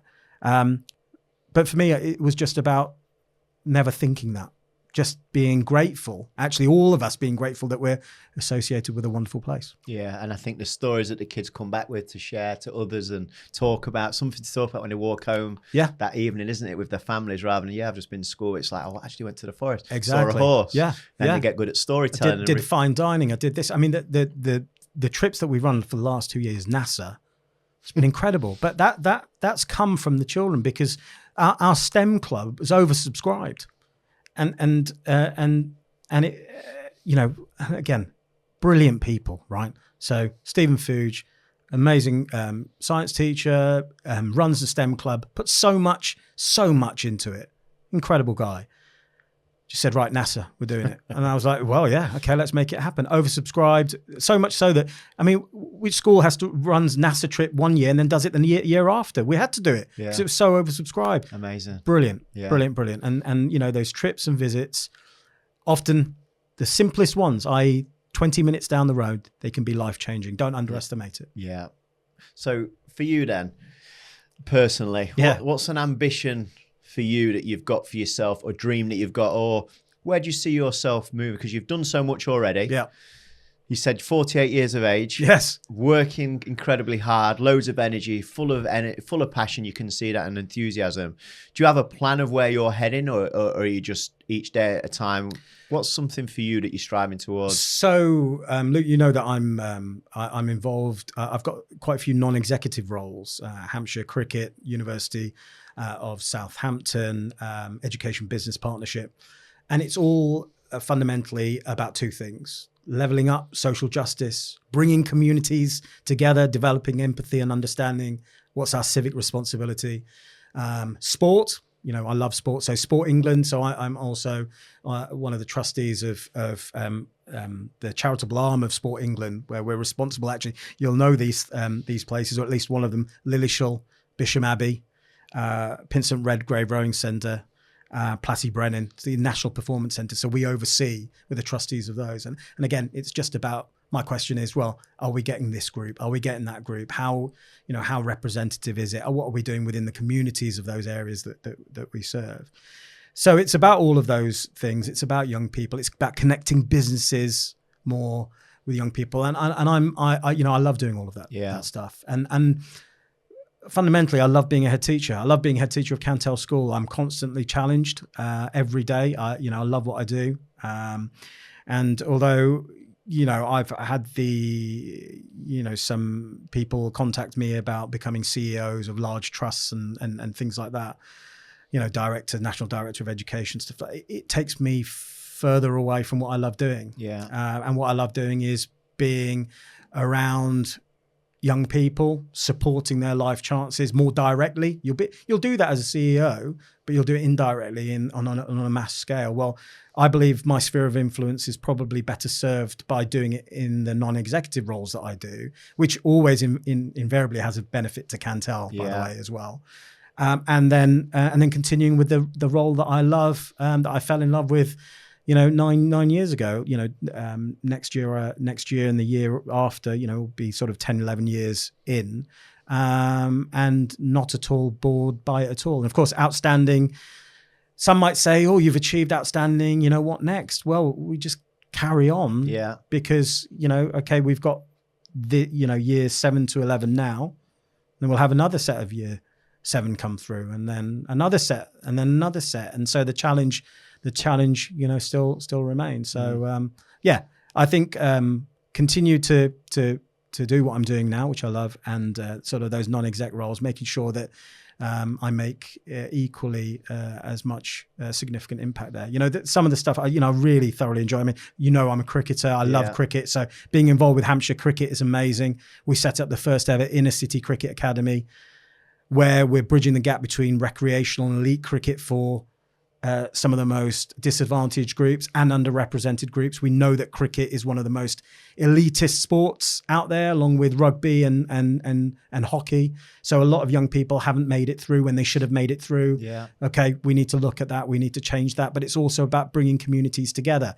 It's about making sure that they're empathetic. What was amazing when we created the Hawks Academy, which was originally based at Cantell, then we exploded it out. And remember, I talked about scaling up. So it started at Cantell, then we moved to Basingstoke, and now we're in Portsmouth as well. So we've pretty much covered off the whole of Hampshire, although we've got ambitions to create more Hawks Academies. Is how it brought families and communities together. So one of the most amazing things that I saw was a young person's dad who is of Islamic faith coming down and watching his son play cricket, which he was unable to do before. He was an Uber driver, but constantly working. But because his son was now wearing the Hampshire badge, he made that time. He made it happen. Okay, and he would come down, but he'd pray obviously 5 times a day. So whilst the match is going on, he'd get his prayer mat out and he'd pray. And I could see these other parents sort of looking over. And then eventually, as time went on, the parents came together, and it was clear that they were having, chats about what was going on, etc. And it was just bringing communities together. And that's the power of sport. You know that better than anyone else, that sport's the starting point. And, we've got the mantra, cricket is just the starting point at Hampshire, which is cricket's just a starting point to bringing communities together and helping people out. So, fantastic. That's benefited obviously Cantell, because you start at Cantell. We've got great, investment from Hampshire in the nets and things like that. But it's also benefited Basingstoke and the communities there, and so on and so forth. So it's brilliant. Now, I get into an Uber in Southampton, and the 2 questions are, Cantell School, brilliant. Hear so much about it, etc. So how can I get? And then cricket. How do I get my son or daughter into the Hawks Academy? Wonderful. And it's fantastic. and I say that only because we used to get in Ubers went around, of course, but we used to get in a taxi, and it wasn't great stuff that we used to hear about it, right? And again, this is me not boasting, but celebrating, because we don't do enough of that, and I do. And it's not about me. I've got a brilliant team, brilliant team that work tirelessly every day, and I won't hesitate to celebrate them from now on. Yeah, it's a brilliant thing. So one personal goal for you then. So you're very similar to me. Like, your life is what you do. You got your family, of course, and your friends and the social. However, so energetic behind the life that we lead and the purpose that we're driven by, that is our goal. Yeah. Is there anything for you personally, something that you think you'd love to accomplish for you? That's a really good question, because as you say, we are driven by the work that we do.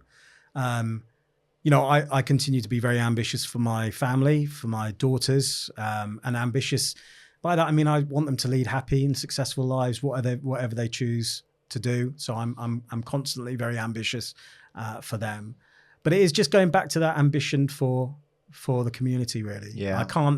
I just want, it was so amazing. It sound weird. It was amazing during the pandemic because we all came together. Yeah. We all came together and we saw problems, we saw challenges, and we overcame them with the power of togetherness and camaraderie.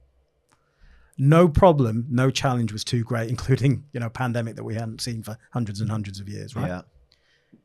And then it all sort of dissipated, and then we all went back into our silos. And so I'm just driven to try and get people back out of their silos and to go, right, well, how can we help? How can we help each other? What's the little things? And I'm a big believer of that law of marginal gains, where you do 100 things 1% better rather than doing one thing 100% better. It's not about that flashy, hey, let's put this on and then leave it. Yeah. It's about doing the nuts and bolts and doing that really, really well. So we've got some exciting projects on, that's going to be happening. We're going to be linking up with a local group, and an old aged sort of home. I don't know what's the way of saying that. I don't know. That's probably not politically correct. Yeah, I'm not sure. Yeah, well, you know what I mean, and I apologize. People's home. Yes, probably that's not probably politically correct, but we're not meaning to cause offence. Yeah. Yeah, we're going to link up and we're going to do some real work with young, because I think the power of young people with the elderly, I think, just fantastic. Lots of, two-way learning, right? Well, there's great research factually on that, where children went in on a regular basis and read, because children that weren't reading, didn't enjoy reading, felt a purpose behind the reading by going into a care home and reading to elderly people. Yeah. Elderly people love being around young people. Yeah. Young people love reading and feeling that it was helping. So the reading skills improved, their English skills improved. Yeah. And the lifespan of the elderly people was enhanced because of energy. Right. Because energy is everything. Yeah. You're around negative, toxic energy, you feel that, and it drains you. Yeah. So the energy the elderly people got once a week, looking forward to seeing them, kept them alive for longer. Yeah. Isn't that incredible? That's amazing. And that's the kind of thing that I want young people to think about. So whilst I'm ambitious for the communities around, I want young people to be there. Yeah. One of the things that we've asked them, Luke, this year to consider, well, two things really, just kindness. Number one, kindness. And, there's lots of science out there about how kindness can help in so many different ways, really. And then the other thing is legacy. And when we talk about legacy, people think about it when you die. It's not when you die. That's too late then. It's your legacy when you leave a room. Yeah. It's your legacy when you pick up a piece of litter. It's your legacy when you pick up a purse that's been dropped by someone. It's a legacy when you leave the classroom. It's a legacy when you leave a club. It's that young person that you talked about that asked whether you wanted the seat. They've left a mark with you, a legacy. That's their legacy with you, right? And that's really important. So we've asked our young people, and indeed our colleagues, my colleagues as well, to think about what their legacy will be on a daily basis. And so, my legacy and my commitment is to continue to shape the life chances, of the young people, not just at Cantell and beyond, to support them to be the best that they can be, and to be ambitious for the people around them, and to be able to create systems and structures that take us a little bit back to the pandemic in terms of how we cared for each other, looked out for each other. And I think if we can do that, I think the world will be a better place. Well, I love the way you break legacy down, because often people do see it as when you're gone, or it's some big, massive thing. Yeah, yeah. But those little things of how you leave today has left your legacy. Yeah. And lots of them little ones leave a bigger legacy, don't they? Where absolutely. You've talked about Mr. Spence. I've talked about Mr. Spencer, my teacher, your teacher. Yeah. They just did lots of little things consistently well over long periods of time. Yeah. It weren't one big thing. No.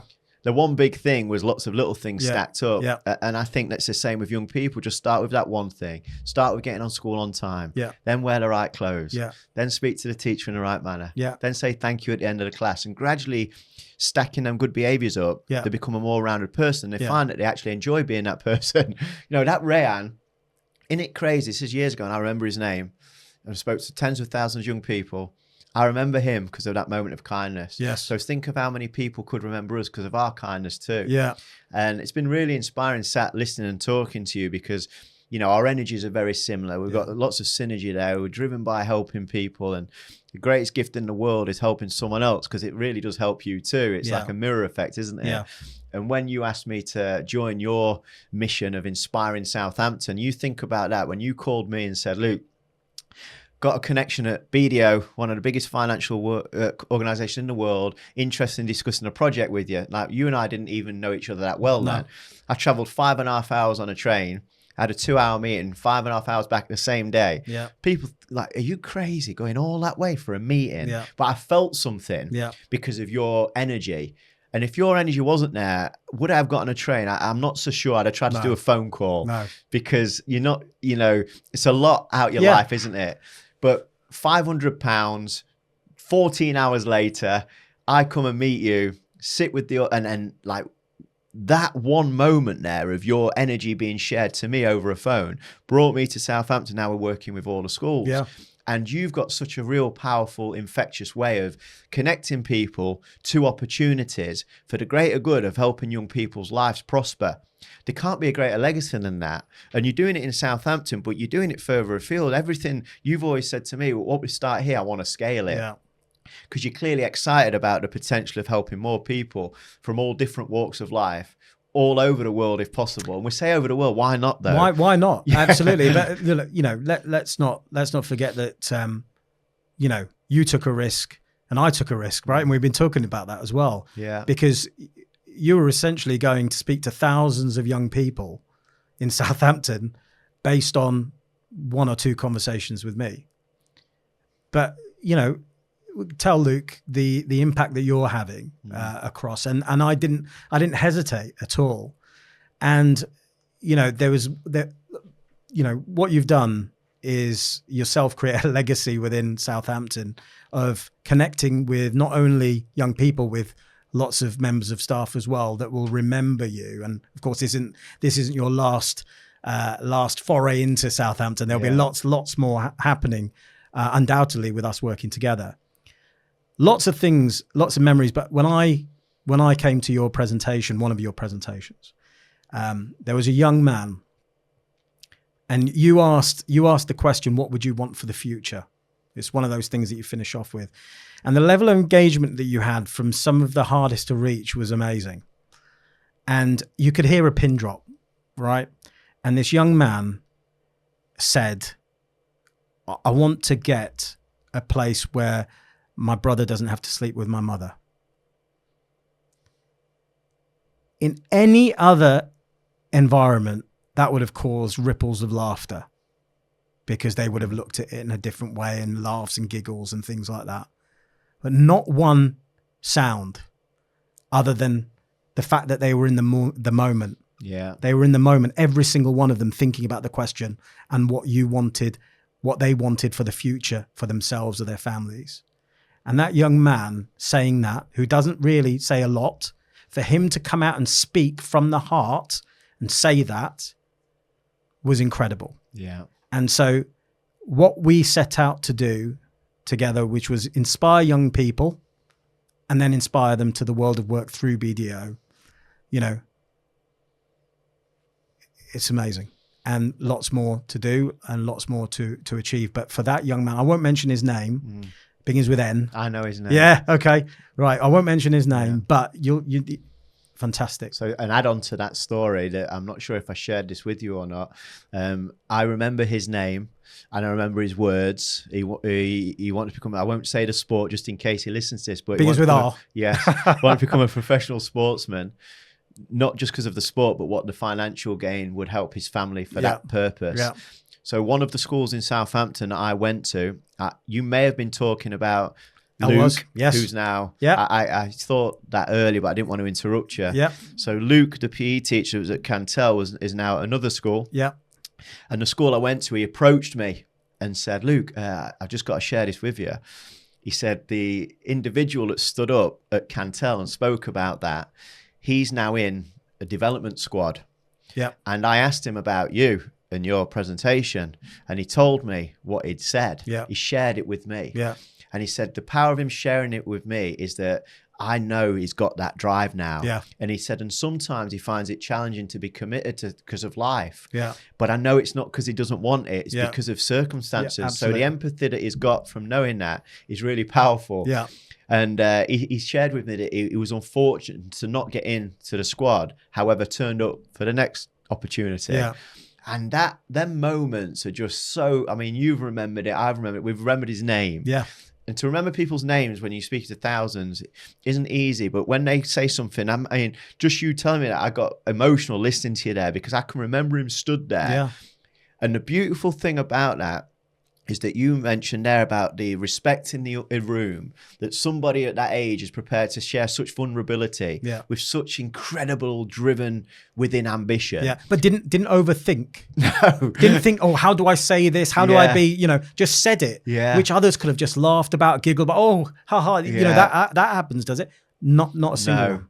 And that is a cultural thing of total respect that you've created there. That he said that nobody judged, everybody listened, and everybody, you could the emotion was so powerful, wasn't it? It was like everyone wanted it for him. Well, I didn't create that. You created that. Yeah, well, but if the children in the room haven't got that respect, no, I appreciate that, but that happened. That if anyone else had done that, that could have caused some giggles. Yeah. You know, I can't say for certain, but it was because you had them right from the start to the finish. And, you know, that's really important. So I think we should commit to doing 100 things, little things for young people in Southampton and beyond. And then we scale it up. There's so many, you know, I'm similar to yourself, that sometimes I have to put a prime film on or something to stop thinking. Yeah. Because it's you could stay awake for 24/7 and not run out of things to do to create. I've got a pad. I've got a pad by my bed. Yeah. Because every time I wait, because it's just constantly going, and then I've got to write it down. Yeah. And then try to get back to sleep. But it's again. a great energy, isn't it? Waking up knowing what else can we create? Yeah. And then you connect someone to someone that creates something. Yeah. You're like, wow, this is really getting movement. And then when you've got brilliant people around you, you know, both internally and externally, you know, brilliant people can make great things happen. Yeah. And I think for you and I, it's important that, the reason I asked about your personal goals is things, sometimes teachers, people that are there to help others, we focus on that so much, we sometimes forget about ourselves. But there's nothing more inspiring to a student than a teacher that's doing stuff as well. That tells the kids, I went abseiling. Yeah. I did a bungee jump, or, you know, I ran a 5K, whatever, it doesn't matter. Yeah. But they're doing something. Yeah. And the reason that I think often I ask that question is that we can really lead by example by doing some stuff. Yes. And a lot of the reason people say to me, why do you do all this stuff? You know, the ultra marathons. And I'm like, because it makes me more interesting. Yeah. And when I'm in a room and I'm with a certain group for a lot of time, they're going to ask me questions, and I want to be able to be interesting and intriguing. I don't want to be boring. I want to be constantly doing things that I can talk about. Yeah. I love sharing stories. Stories plant seeds, water them. Who knows where it can go? Yeah. And you know, I just love being able to share with young people what I'm doing. Yes. Not from a look at me, because I won't share it in that environment. No. It's like, I started here, and now, you know, last 6 months I've spoken in Holland, Germany, Dubai in March coming up. It's like, I never thought ever that I would be asked to go to different countries. I didn't think I'd be able to do it in the UK. Never mind other countries. And now in Dubai, I'm all inclusive, paid for 6 days. And I'm going to the Dubai Football Club. I'm going to an international school. And now we're getting requests. So all of a sudden I start to think, I can't wait to go to these schools in the UK, and the youngsters that go, Luke, where you been now? I'm like, well, actually, how did that happen? Well, what happened was I did some work for a business, did a really good job. They've offered to fly me out there for 6 nights with them. I said, can we do some work while we're there? What kind of work? Can we go and speak to some young people? That's a great idea. I know somebody that works in Dubai. Send him a voice note. He's a football coach. He's now booked me to speak at the football team. Then he knows the school that he runs coaching from. They want me to go and speak to them. Now I'm thinking, could we do an event in Dubai in one big arena that kids come, like we're going to do in Southampton? And all of a sudden it's gone from an idea to it's happening. And the reason I love doing it is because it makes me uncomfortable. A lot of this stuff, like going to Dubai, in the environment that I'm in, I'm overwhelmed with it because I've never been to these places. The suite that I'm staying in is way too much for one person. I've never done it, so I'm appreciative they put me in these places. However, I look at that and think, I'm from Retford, really small town, black masking tape right around the boots. I'm going to Dubai to talk. And I know these kids look at me and they go, you really didn't do that great at school. I'm like, no, I didn't academically, but I did personally in terms of the relationships, the friendships, because I loved people. My academia wasn't great. Back then, if you weren't good at it, you got left a bit because there wasn't the resources. So I'm like, you're ahead of me. All them years like that, you're there. You could be there when you're in your mid-20s. I've had to wait to my mid-40s. And you can see him starting to think, I wonder if I could. And it might be mechanical engineer. It might be travel the world as an author. It might be, you know, reading books on audio. It can be anything. An apprentice, a scaffolder, anything. a anything. And whatever their thing is, it shows they can maximize it and expand it. If they want to be a builder, do you want to do it in the UK? Oh, I've not thought about it. Could you do it in Australia? You can go anywhere and be a builder. Right, okay. And them, just them little questions that plant the seed. Absolutely fascinates me of how much we can do. And you can probably tell how excited I am about that restaurant, you know, that you did, because I'd never thought of it. It never come to me. And when I hear things like that, I'm like, we've got to do more of that. Because restaurants, I think, would love it from a giving back point of view. And children are developing so much skill, not just the knives and forks which to use, but how do I chat to people? Because now I pick my son and his 2-3 mates up. As soon as they get in the car, they're all looking at their individual phones. And I'm trying to sabotage that and get them talking. And as soon as there's a gap in conversation, they're scrolling again because the world's creating that distraction mentality. And we've sat for probably 2+ hours, however long now, no phones, no technology. And honestly, I could sit here for another 2. Absolutely. Because I've got so many questions that I'd love to ask you. And it's so exciting to speak to people that share commonalities, isn't it? It's like, totally. Because when we walk out of here, I'm going to be writing down, okay, restaurants, where can we do that? Where are we going to, and the lady, Caris, who's helping us with the event in Southampton, I said, I'm meeting the boss today. I'm doing a podcast with Harry. So by 1:30, 2 o'clock, I really want to see some venues on my phone. And she's like, I'll have them to you. So then she's excited. But then when I'm talking about the Dubai event, her goal is to run an event in Dubai. Oh, right. So I said to her, oh my gosh. And the dots just get connected, don't they? And that's the magic of great people want to make great things happen. To help other people have great opportunities. And I've you know, I've genuinely, when I've been in this space, realized that there's lots of great people out there, lots of great organizations, but they don't know quite, they want to give back, they want to support, they want to create a culture where they are supporting the communities that they serve, but they don't know how. And that's where, you know, we can help. You know, that's where I believe schools, you know, other sort of community establishments, people like yourself, that has that connectivity between the corporate world and education. You know, we just all need to sort of, you know, come together and create it. And this idea of corporate social responsibility, we need to move away from. It's not corporate social responsibility, it's culture. You know, if you've got that as a culture within your organization, I don't care what you're selling, what your product is or what your service is, it'll work. And you mentioned this earlier, that before this conversation, that we wouldn't be sat here today if Will Crumby, the CEO of Fatface, doesn't come to your school, empower the students and say, I think it'd be great for you to meet Luke. You're already in contact with BDO. You connect me, you and BDO. BDO part fund a project that we speak to nearly 10 to 15,000 young people in Southampton, to then looking at hosting an event. And it just scales, doesn't it? It scales, but I mean, it started off in a meeting, a regular meeting that I was attending. You know, it moved online and I was quite frustrated. We weren't moving in the direction that I would have wanted us to. Perhaps my agenda wasn't as big, but I continued and I persevered, and I eventually met a couple of people, one in particular, Carey Moore, regional director of NatWest, who then worked with us. You know, shares the same passion. You know, and then said, right, let's do something that's not off the shelf. Let's do something bespoke. Let's create something. Right, but if we're going to do that, Carey, let's think about scaling up, how this can work across other schools. Fine. So we created the Cantell Careers Week, where NatWest were the conduit to bringing businesses like Fatface, Lush, Peter Cooper, Trant Engineering, all of these businesses coming and talking to us. Well, then suddenly, you know, someone tells me, you do know who's downstairs? Oh, it's Will Crumby.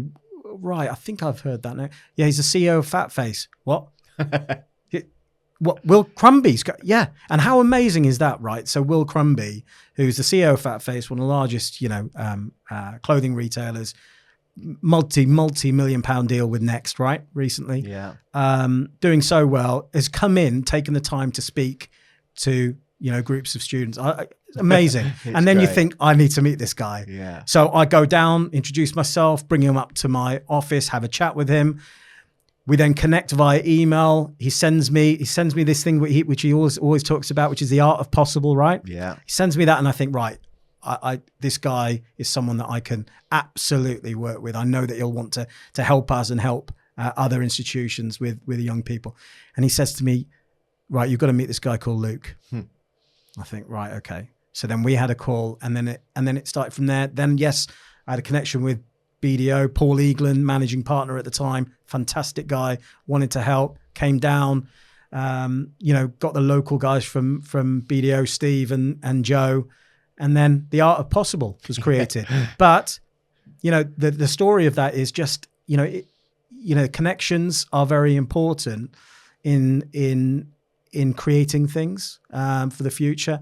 And I showed a bit of resilience actually in that meeting, because I could have just gone, no, do you know what, this isn't for me. Yeah. But I think, a learning point for me and for others, particularly young people, is, demonstrate that resilience, go for it, because there's always going to be a golden nugget out of something. And you can always use it to better either yourself or the people, and support the people around you. Love it. What's a question you'd like to ask me before we go? If there isn't one, that's fine. Or anything you'd like to ask of me? If you had your chance again, where would you position yourself? This or a successful outright footballer? It's a brilliant question. A few students have asked me that, and I think in the beginning I wasn't sure of my answer, because I still, at 45, when I go to bed at night, honestly, sometimes in my dream, I'm playing football, and I am running out onto that pitch, achieving something that I didn't, becoming a fully fledged superstar. Yeah. And the feeling is unbelievable. Yeah. And then I wake up in the morning and realize I fell short. Yeah. So if you gave me the chance to actually fulfill the dream, or not, and do what I do now, my genuine and honest answer is that I would choose the path that it took me to this, because there was never a time in my sports career that I felt as much elation as hearing that young boy stand up and say his dream was to provide a bedroom for his mum so his brother didn't have to share the room. Yeah. Now, maybe my football career would have enhanced my ability to do that quicker on a grander scale.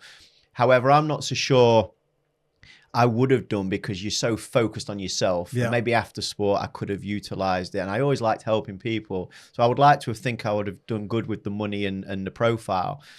But I wouldn't have been the person I am now with the adversity that I faced, to go from being a professional football player, loving life, to being a builder on a building site, which nothing wrong with the job, just wasn't for me. Working in an animal food factory, to then stood in front of thousands of young people and businesses now too. I wouldn't have been able to share the same learning, because I've learned from the adversity and the tough times, which has helped me then understand people when they've fallen and things haven't gone well. How do you build yourself up again? Because I started from scratch at 24 with no personal identity, because I was a footballer. That's all I was. Take the footballer away, no idea who Luke Staton was. So I would 100% in my belief is say I would choose to have not succeeded in my dream, to be able to follow the dream that I'm on now, because this dream is going to last me a lifetime, and I'm never going to get to the end of it. Hence why I've got so much energy and I'm trying to get so much done. But I know I will die before I get anywhere that I felt I could have got to, because it just gets bigger. And there's so much more. It never ends. And I think having that purpose that's so inspiring to you, that you just never complete it, you're going to have to pass it on. Excites me. I'm not a guy that's got a business that's going, in 2030, I'm going to sell it for X amount of million, become a multi, and I'm working towards exiting. Yeah. I'm not doing that. Yeah. I'm working towards forever. Yeah. What more can I have created Yeah. before my time's up? Yeah. That's what excites me. Yeah. And it keeps me young. It keeps me physically, and I train so hard in the gym. And the reason I train so hard is to stay so energized. Yes. So I can keep performing. Yeah. Because I don't ever want to slow down. Yeah. I want to ramp it up. Yeah. So I would choose this 100%. This is a lot harder because as a footballer, you've got loads of money, Yeah. and that's taken care of, and that's important. Yeah. But as a character, this has helped me so much. Yeah. And I look at a lot of people now that have gone on to be really successful sports people. I'm in total admiration for them because it's tough to be elite in anything. Yes. And then I look at sometimes in the 30s and 40s, and I can see the challenges that they're facing now that I faced when I was in my early 20s. Yeah. What do I do? But I had the financial challenges. Some of them don't have that. But the ones that have financial challenges and identity challenges and what do I do next, it's really tough. So I love it, Harry. You can probably see. Yeah, absolutely. And my energy when I came to your school. And one last thing I want to leave on, and I'm going to share this as well, but when we did the headers with the young people, obviously I've got the football out and the kids are doing headers with me, and then the arena went wild for you. Sir. Yeah. And we'll show a video of that where you come down and do the headers. I think you got the record, and the kids was buzzing, weren't they? Yeah, but again, they see a real person, behind the title of head teacher. Yeah. And I just want to say to you, it's been an absolute privilege, honor, and really proud for me to travel to Southampton to work with so many schools, all instigated by yourself. And I appreciate your trust and belief in me. And this is just the beginning, because we've got the energy, we've got the momentum, and there's no limits. No limits. Who knows how far it can go? We're going to achieve great things for the young people and the families all around them. Thanks so much for joining me on the podcast. Absolute pleasure. You've been amazing. Absolute pleasure. Thanks a lot, Luke.